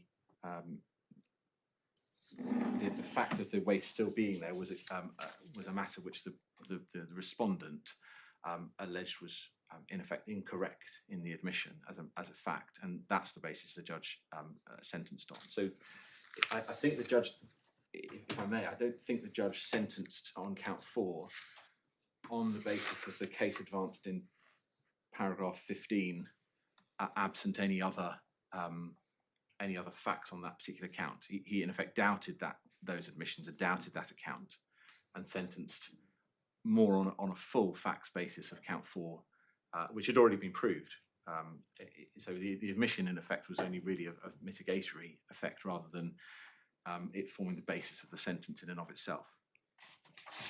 So in my submission, the sentence that he imposed in respect of count 4 alone, which effectively would have been a concurrent sentence of a year, in addition to the year he didn't specifically say 4 concurrent sentences of 1 year each. He effectively said 1 year for all 4, but I would have imposed 1 year for 4 anyway. So a year on 4, concurrent on 1, 2, and 3.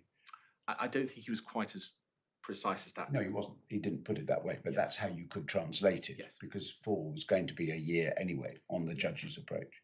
So in my submission, he sentenced on the basis effectively of the respondent's case, with the admission as a mitigatory factor being essentially discounted.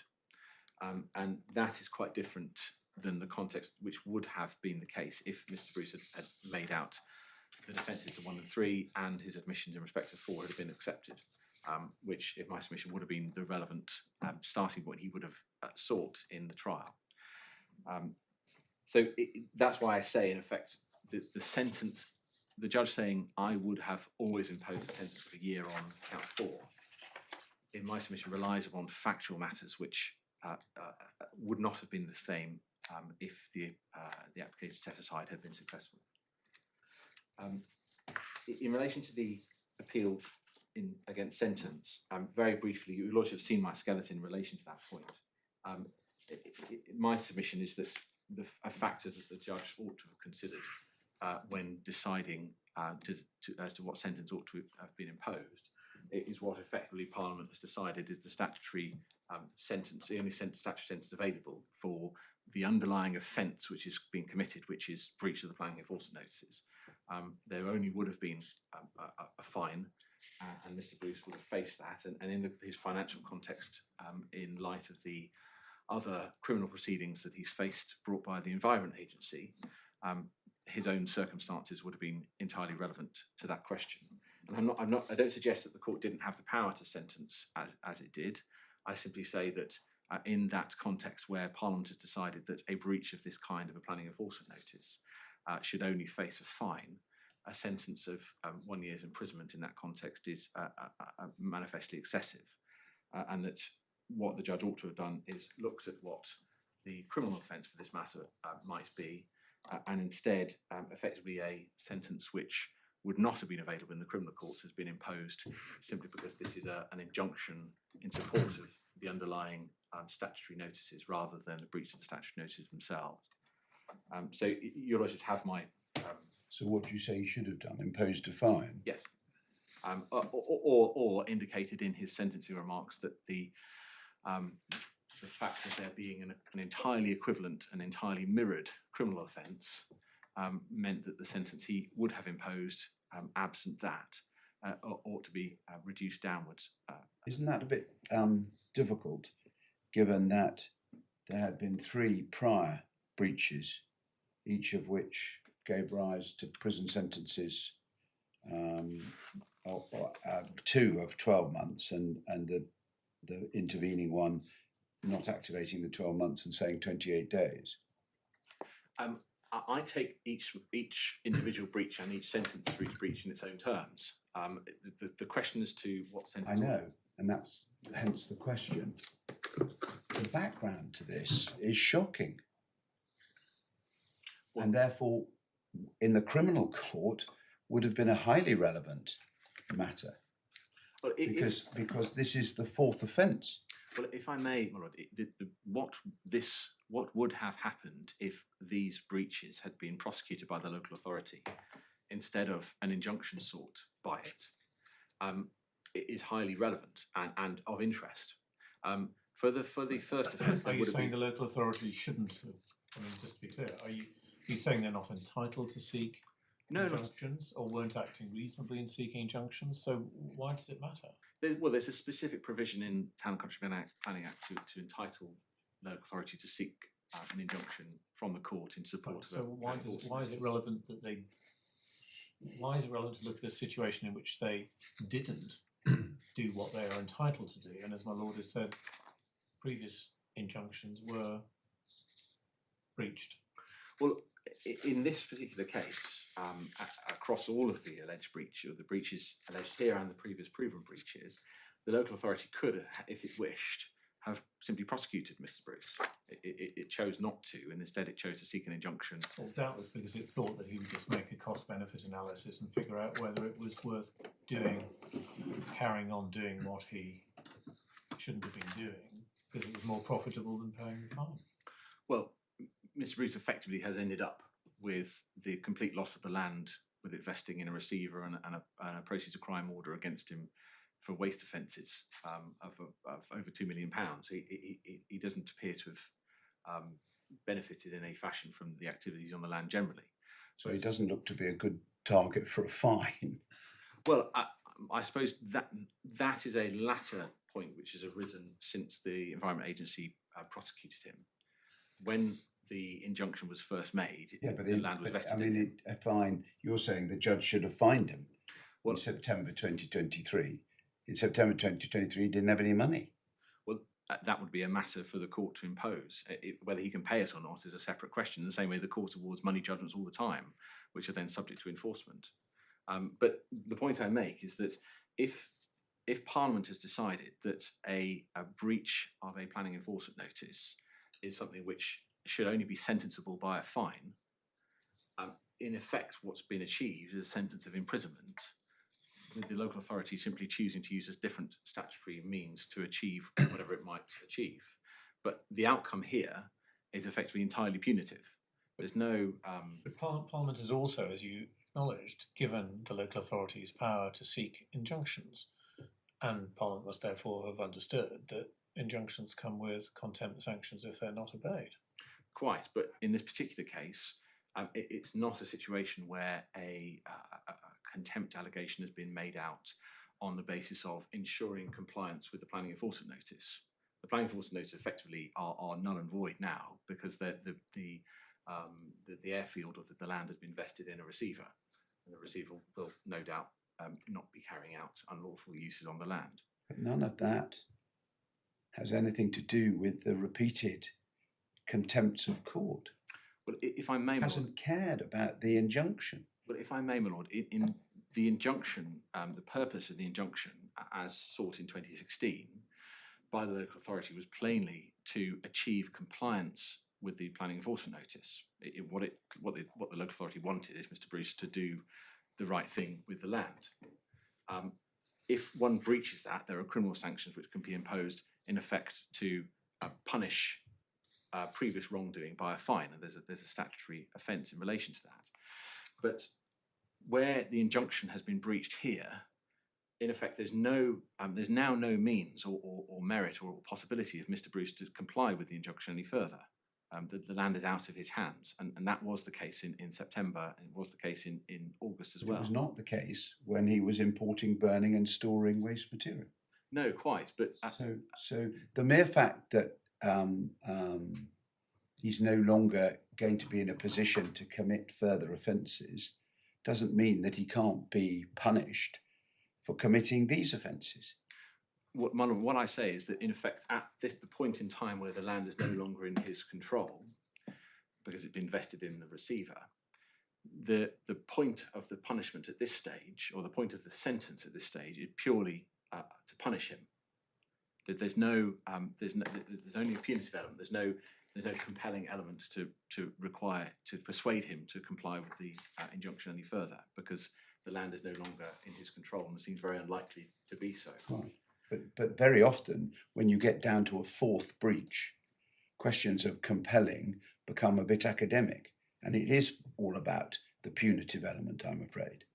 Well, I suppose my point is that at the point that he was sentenced, which is the correct point to judge this question, in effect, he was being sentenced for something which there is a perfectly applicable and perfectly mirrored criminal offence which Parliament has said should be finable only.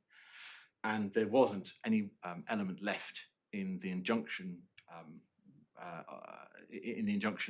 proceedings generally to ensure that any sentence had a compelling element rather than simply punitive. I mean, I suppose another way of looking at it is Parliament has said that in relation to breach of an enforcement order on a criminal basis, but Parliament has also said that if you breach a court order, you can go to prison for 2 years. Yes, and that's why I say I don't object to the principle of him being able to be sentenced to imprisonment. I simply say that in the context of an injunction like this, where there's no additional element, one could quite often see a planning enforcement injunction which contains elements relating to not preventing the local authority from going onto the land to carry out works itself in support of the planning enforcement notice, for example. But where the breach here is foursquare with a criminal offence, the fact that Parliament has decided... It's not quite full square because the criminal offence is not breaching a court order. No, excuse me, I, as it were, I'm drawing between the criminal offence, which is simply breaching the planning enforcement notice, and then breaching the injunction, which effectively is on the exact terms of the planning enforcement notices. I don't mean to suggest that the one... I suppose what I say is the activity which is being... which amounts to the breach would also amount to a breach of the planning enforcement notices themselves. And in that case, a criminal offence is available and a sentence is available for it. And the sentencing powers there are much more limited than were actually imposed upon Mr. Bruce. So, put aside the repeated infringements, a person against whom an injunction is made and properly made to back up an enforcement notice can never result in a sentence of imprisonment because the criminal alternative only has a fine? No, I don't say that. That's what I say in principle. The principle of sentencing as a sentence in principle is clearly available. Obviously limited in the fashion it is by statute. But what I say is a factor that's relevant as to what sentence ought to be imposed is the fact that in a case like this, where an exact equivalent criminal offence exists and Parliament has decided to limit the sentencing powers of the criminal courts for that offence, that is a relevant factor. But the fallacy of that argument is, as my Lord Justice Newey has just pointed out to you, the fallacy of that, surely, is that the criminal offence is punishing breach of an enforcement notice. Contempt is punishing the defiance of a court order. Yes, and I suppose what I rely upon is that if the court order had been breached in a fashion which was ancillary to the planning enforcement notice or separate to it or in some fashion which wouldn't have amounted to a breach of the enforcement notice itself, then of course the court has its own powers to determine what the sentence ought to be without being fettered. But where an exact criminal offence exists where that sentence has in effect been fettered by statute, I say it's a factor for the sentencing judge to consider. I mean, I do follow the way you put it, but take trespass.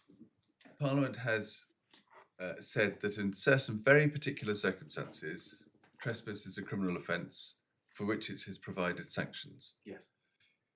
You might fairly say, well, Parliament has decided that there should be no criminal sanctions for other trespass. But nevertheless, courts regularly make orders prohibiting trespassing. And then when they're breached, they impose sentences of imprisonment. Yes. You can't say, oh, look, Parliament hasn't thought fit to impose any criminal sanction on this behaviour, therefore the court can't impose a sanction for contempt or must take into account the fact that Parliament has only criminalised different trespass. Yes, I rely upon the positive act of Parliament determining that there ought to be a sentence for this particular type of conduct and determining that that sentence ought to be limited to a fine only. it's in effect a positive determination of that by Parliament as a statement of statutory intent. Yes. I completely agree that there may well be breaches which have never been criminalised or even wouldn't amount to a tortious wrong, even, for example, but could be restrained by an injunction, which, if breached, could lead to the court imposing a sentence of imprisonment.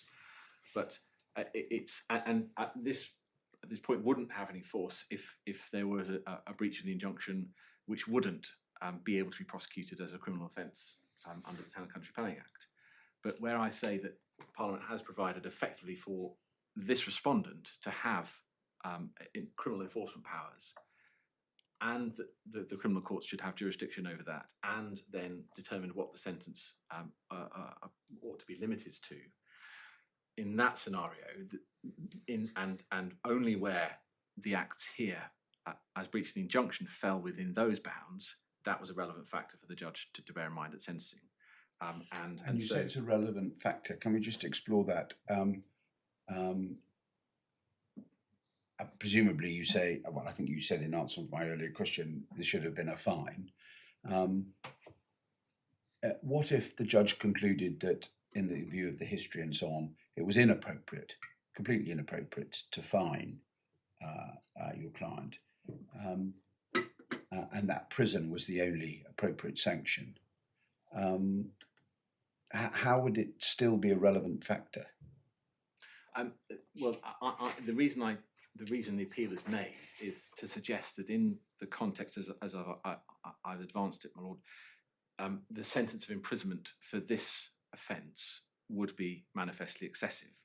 And I say that simply to suggest that, in effect, where the exact offence here, which breached the injunction, would also amount to a criminal offence, and Parliament said that should be final only, in effect, the bar as to what would be an imprisonable breach of the injunction it has effectively been raised, so that the breach would have to be truly awful and a very significant breach, which would have amounted to very serious and very heavy fines in the criminal courts, in order for the threshold of imprisonment to be crossed.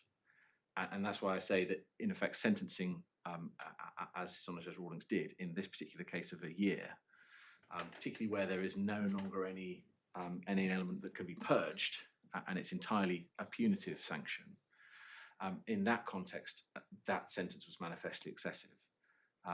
I suppose what I suggest is that the background as to what is excessive and what is not is altered by the fact that Parliament has legislated in this fashion. So do you say that the judge ought to have found that this did not cross the custody threshold at all?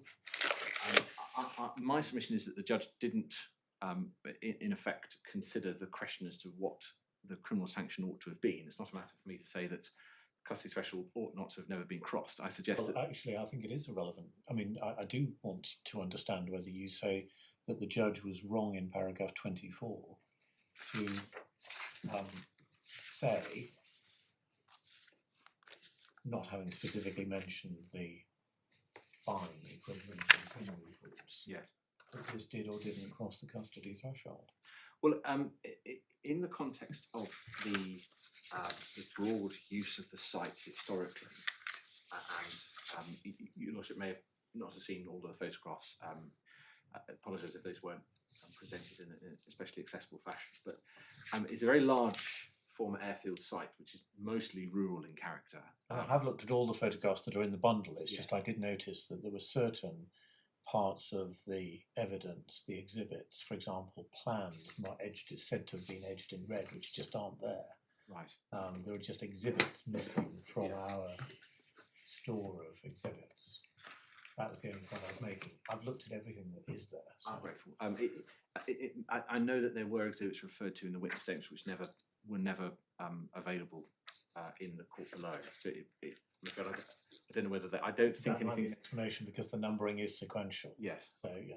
I don't think anything which was before His Honour Judge Rawlings has not made it into the bundle before you. Right. Okay. It's a very large, mostly rural site, and in effect, the breaches alleged, to summarise them, were on count one truck being viewed to have tipped a load of waste, and it being viewed shortly after that had occurred. Count two was piles of waste being present on the concrete apron of the site, which there are photographs of, in my submission, none of those photographs are clearly piles of waste, if I can put it in those terms. They are, at the very most, some waste having been processed, mixed in with perhaps wood chips or biomass or something else of that nature, and maybe some mixed in with earth. The third count is in relation to burning, and that those effectively are a relatively small area of the land which had been recently burned, and there are some quite small parts of metal which have been left on the ground after that. And then the fourth count, which is admitted, is quite clearly quite a large amount of newly imported waste, which Mr. Bruce has held his hands up to. So in the context of those being breaches of this injunction on a long-standing basis, clearly count 4 is by far the most impactful. But if one was sentencing for counts 1 to 3, taken in their own right, in my submission, those ought not to have crossed the custody threshold. Again, even against the background of the prior breaches and the prior sentences that the judge referred to in paragraphs 24 and 24.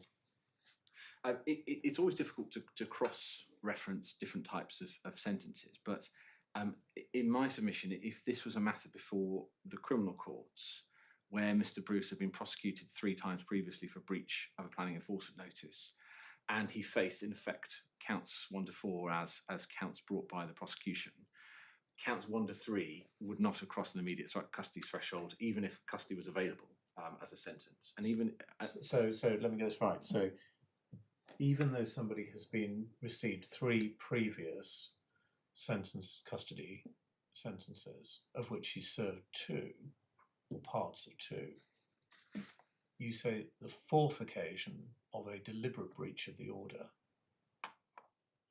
admitted to be deliberate. There's no doubt about that. It was admitted to be a deliberate breach. Does not come across the custody threshold. Well, my Lord, if I can cross-reference this to my own experience in the criminal courts dealing with planning matters and planning breaches, one finds fines. Can you just answer the question and then cross-reference it? Yes or no? In the context of the mitigation that was advanced, if that had been accepted, in my submission, that wouldn't have crossed the custody threshold. If the mitigation was rejected and the court considered that was untruthful, and in fact the facts of it were far more extensive than as admitted, and photographs which clearly show waste weren't accepted as being the entirety of it, then in that case it may well be that a judge dealing with that matter on that day might think that the custody threshold is crossed. A judge might also think that it's worth suspending that sentence given there's no longer any ability for the person to comply with the objectives of the planning enforcement notice any further, for example. But it's certainly the case that in the criminal courts, the sort of fines that are imposed for breaches like this are far lower, frankly, than an equivalent fine imposed in lieu of a custody, immediate custody order, for example. So I've dealt with because the planning regime presupposes that people will comply. And so if there's a planning notice and somebody doesn't comply, you're not usually thinking about criminal sanctions, certainly not custody. But once you obtain an injunction, the stakes are raised. And once you keep breaching that injunction, the stakes are very much raised. Isn't that fair? Well, I suppose my central point is that where Parliament has legislated for the powers that a criminal court has. You've made that submission, but I think that's a bit unmoored from these facts. My Lord, I suppose what I say is that in a case where there is an equivalent offence, where a much lower sentence is the only sentence that can be imposed, that has to affect the sentencing judge's decision where the injunction is breached. And I don't tread into suggesting there's not a power to impose a custody in a case like this, but I say that has to be a factor rather than a more obvious breach of injunction where there's not an equivalent criminal offence which exists. Unless I can assist your lordship any further, those are the points I intended to raise. That's very helpful. Thank you very much, Mr. Phillips. Mrs. Hyde. My lord, I hope I'll be done by 1. So much the better. Yes. My lords, if I could just make 3 points by way of introduction. Firstly, could I draw your lordship's attention to the core bundle, page 33, which is my skeleton.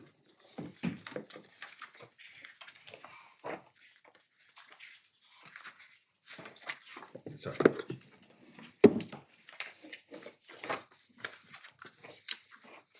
And it's paragraph 11.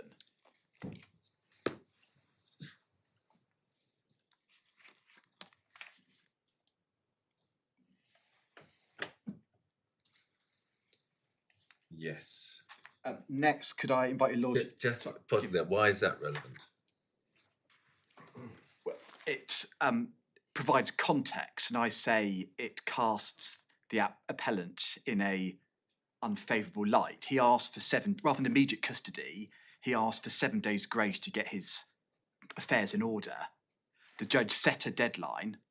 How does it help us decide whether the judge acted as no reasonable judge could or imposed a manifestly excessive sentence? It doesn't.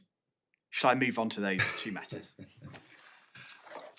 My lords, in respect of the first ground, I submit that the judge exercises discretion in a way which doesn't fall outside the generous ambit of reasonable disagreement.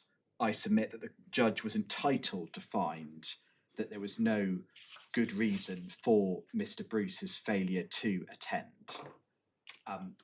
In essence, the judge was critical about the quality of the medical evidence, and I submit that it was open to the judge to find that the quality of that evidence fell below the exacting standard which your lordships have been, attention has been drawn to in the case of Levy, and the way the judge expressed it at paragraph 5 of his order, which was quote unquote full medical evidence. I submit that reading the judge's reasons in the round, it's a careful analysis. It can't be characterised as superficial or brief. And my recollection is you have Miss Justice Norris in the Levy case. That's then approved by Lord Justice Lewison in the later case. And in the context of the later case, he specifically says this is case management and we can't interfere unless you go outside the ambit or whatever. My lord, yes. And can I make one point about the quality of the evidence? It may well, your lordships have already picked it up. In the supplementary bundle, page 347,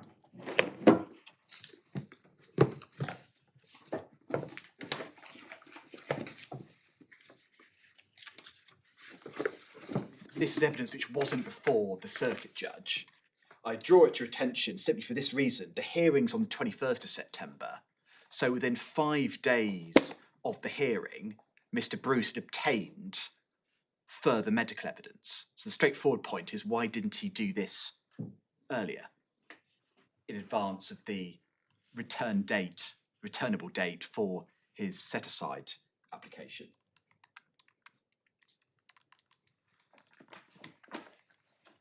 And my lord, finally, on the quality of the medical evidence, just to invite your lordships, if not now, if you haven't already, is my short skeleton in respect of that hearing is on page 15 and 16 of the supplementary bundle.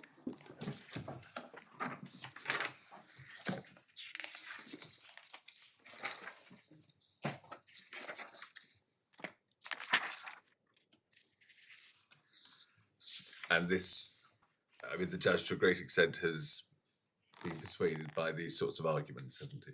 Yes.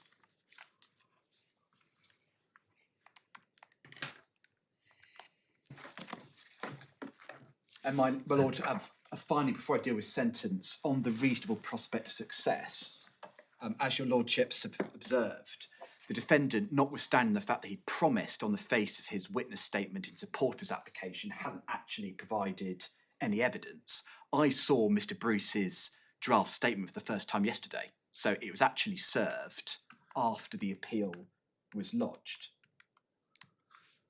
And it's obvious that his explanations are hopelessly unconvincing.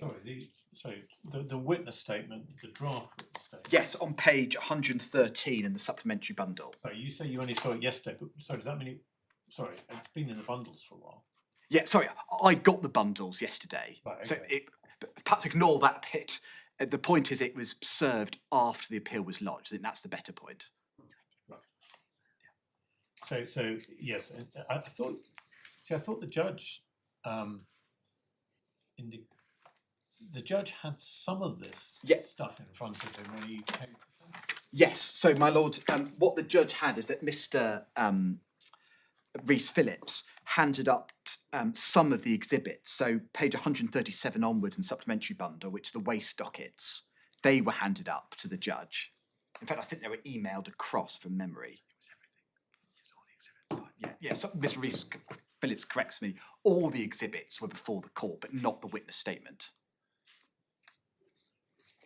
In what form? My lord, In what form were these 180 pages I think before the judge? I think it was sent as a PDF to the judge, from memory. So somebody had gone to the trouble of putting together all these photographs into a PDF, which is available to be sent to the judge on the 21st of September. I think from memory, Mr. Rhys Phillips did it on his laptop. Yeah. Could I assist your lordship at all? I don't want to continue to interrupt. The exhibits that are to the draft statement, His Honour Judge Rawlings gave me a few minutes after refusing permission to appeal to assemble those and in order to put them forward in mitigation. So the PDF that was sent over is effectively the exhibits as they exist now, which would have been provided with the witness statement once approved by They Mr. must Bruce. have been pre-assembled into a PDF. You must have scanned the photographs into a PDF with everything else. I mean, you must have had a PDF ready to go. I effectively had everything electronically, but not as one PDF to be able to be sent. So I needed a few minutes on the day to assemble one file. I think it might have actually been sent as two files split because it was quite a large one. Okay. So that was part way through the hearing. Yes, my lord, yes.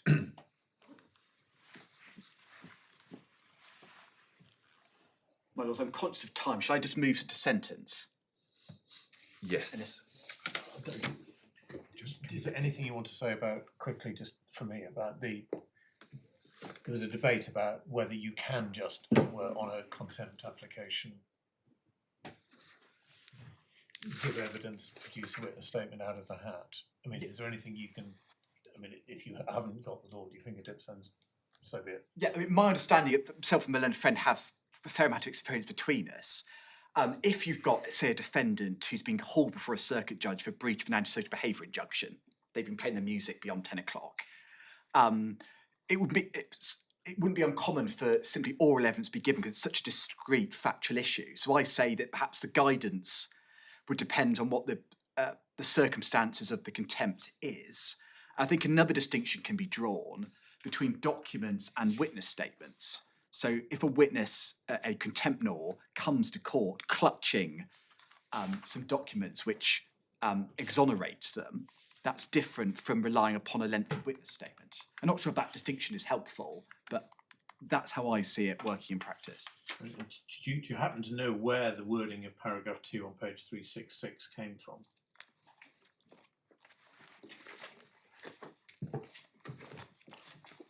I took carriage of the order.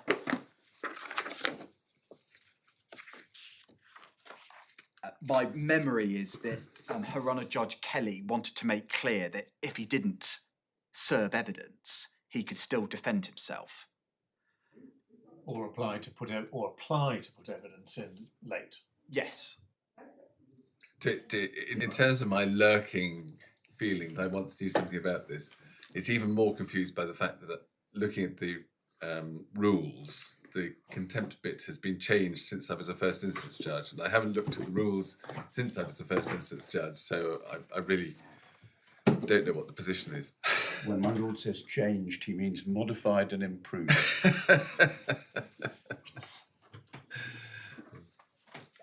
My lord, in I hope not much more than a minute, can I deal with sentence? I submit that the sentence is not manifestly excessive. There is a certain irony in this ground of challenge being launched, given what the defendant himself says in his statement. Can I invite your lordships to turn to page 117 in the supplementary bundle?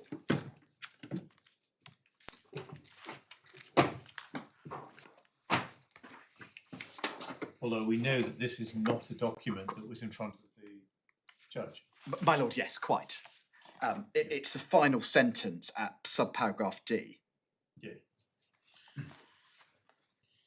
I don't say that provides some kind of estoppel, but it perhaps frames the discussions before your court, before your lordships. My lords, I invite the court to have regard to the aggravating features which His Honour Judge Rawlings identified. That's core bundle, page 41, paragraph 16.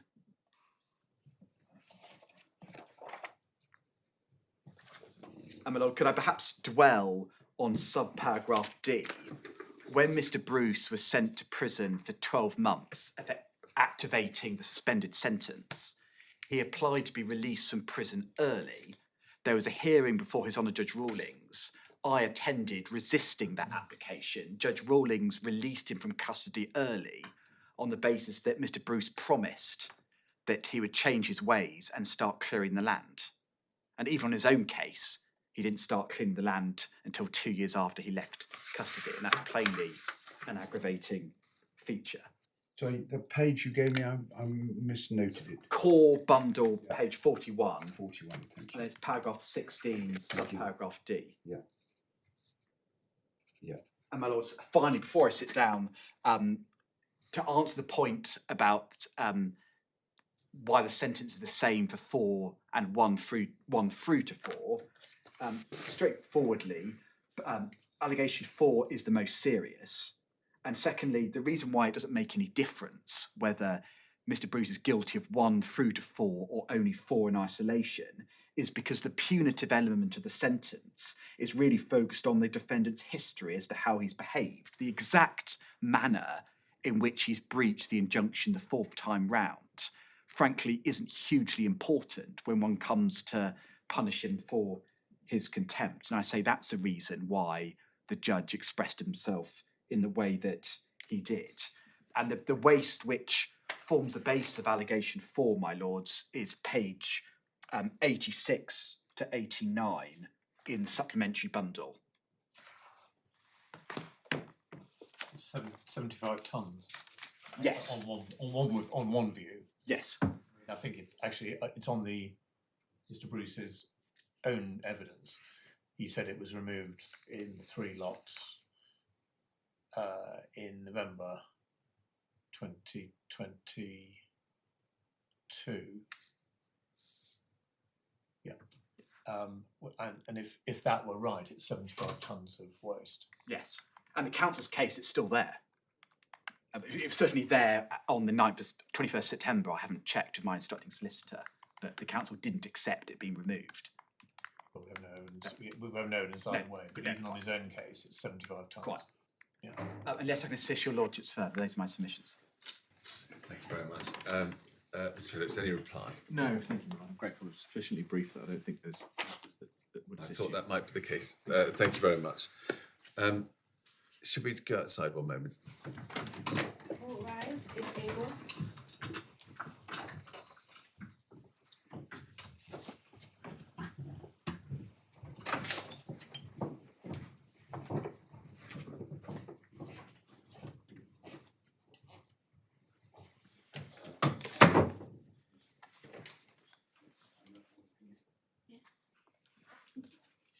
I've just been looking through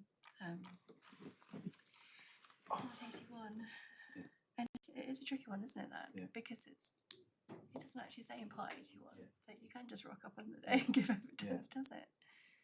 So whether that was something that is historic and is just ingrained. That's certainly how I've always interpreted it. But it doesn't actually say it in there, though, does it? I think it's a fact. It's a facet of the fact that you can't. It would probably be a breach of your Article 6 rights to be prevented from giving evidence in your defence if you choose to do so, and if that could be tendered by a witness statement. You know, surely that's going to be of assistance rather than you just saying that all out loud. I mean, obviously it might be grounds for an adjournment, but I think it's right. Thank you. But it's always been treated that way for contempts I've dealt with. I mean, this is the first time I've dealt with one, quite honestly, and The judges have always accepted very late, Yeah. or no witness statements when I've dealt with it previously. As it happened with Gilder, if you remember, Gilder turned up and. I don't think I did his perjury. But when he gave evidence in the first committal. Was there not a statement from him? Or Yeah, was it because very we late? got it in the morning, because I came to court at 9:30. So long ago. Maybe he's still technically a party to these proceedings, isn't he? Yeah. Yeah.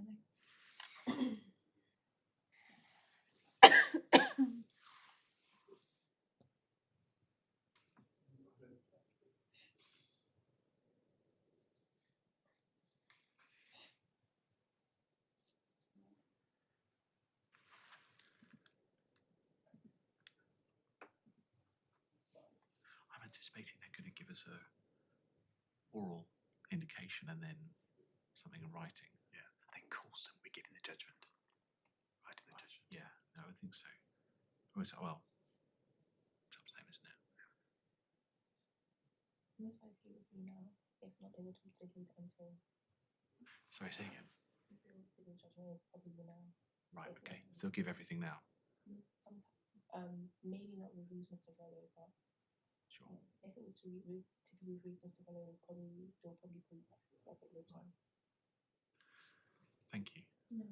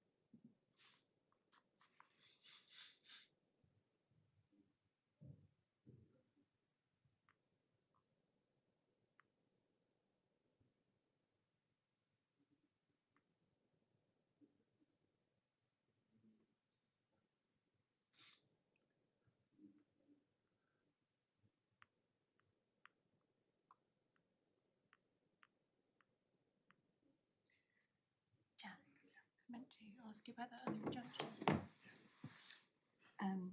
Sam has written a statement, and it's not too bad actually. I think it could probably do with a little bit of expansion on the reasons why we're seeking injunction. But the position at the moment is that actually they finished all of the works on the land, and it's just sitting there empty. It's obviously got the permission for the 2 caravans for holiday use. So at the moment, whilst the work that's been carried out isn't in line with what the permission has been granted, it's not the case that it wouldn't necessarily be accepted should a retrospective application be put in. But the concern still very much remains that at some point in time, we don't know when, this area will suddenly be full of caravans, obviously, which is contrary to the permission that's there. So their view is that they still want to go for a without notice. Okay, it's funny actually, because I when I was on the train yesterday, you can actually see it's right next to the train tracks, and you can actually see the site. I just happened to glance out and see it there in all its glory. So I don't know. Court rise, if able.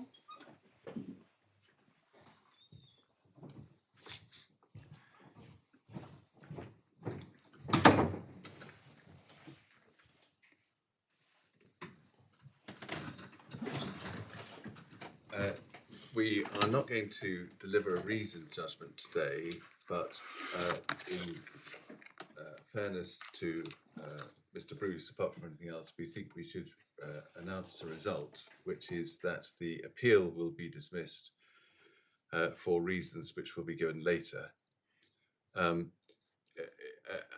As I'm sure you both know, nowadays judgments aren't handed down in open court, they're handed down electronically, and that's the course that will be followed here. In advance of the hand down, you will be provided as usual with a draft for you to correct our typing in English, but not to re-argue the points. We'd be grateful if at that point you would seek to agree an order dealing with consequential matters. Were there to be points on which you disagreed, we'd be grateful for brief written submissions, and we would expect to deal with those in the order that we ultimately make. Since we have already announced the results, the embargo might be thought to be less important, but nevertheless the draft judgment will come subject to the embargo, and I'm sure you will have well in mind the importance that the court attaches to compliance with the embargo. So were there to be anybody outside the conventional ambit to whom you wish to disclose anything in the draft judgment, that should please be referred to us for approval. If I may, yes, just briefly, Mr. Bruce obviously is in prison in Birmingham, and effectively the line of communication is via his partner, Mr. Roberts, who visits him regularly. Would your lordships be content for her to be sent a copy of the draft judgment in advance of it being released? Or that is a very sensible thing to raise. I would have thought that we're happy with that. Providing we have the details. Yes, so we do approve that, subject to her details being sent into the court in advance of any disclosure. And we would ensure that the severity of the need for the confidentiality is imported to her. I'm grateful. Please. Thank you, Lord. Thank you both very much. Court rise, if able.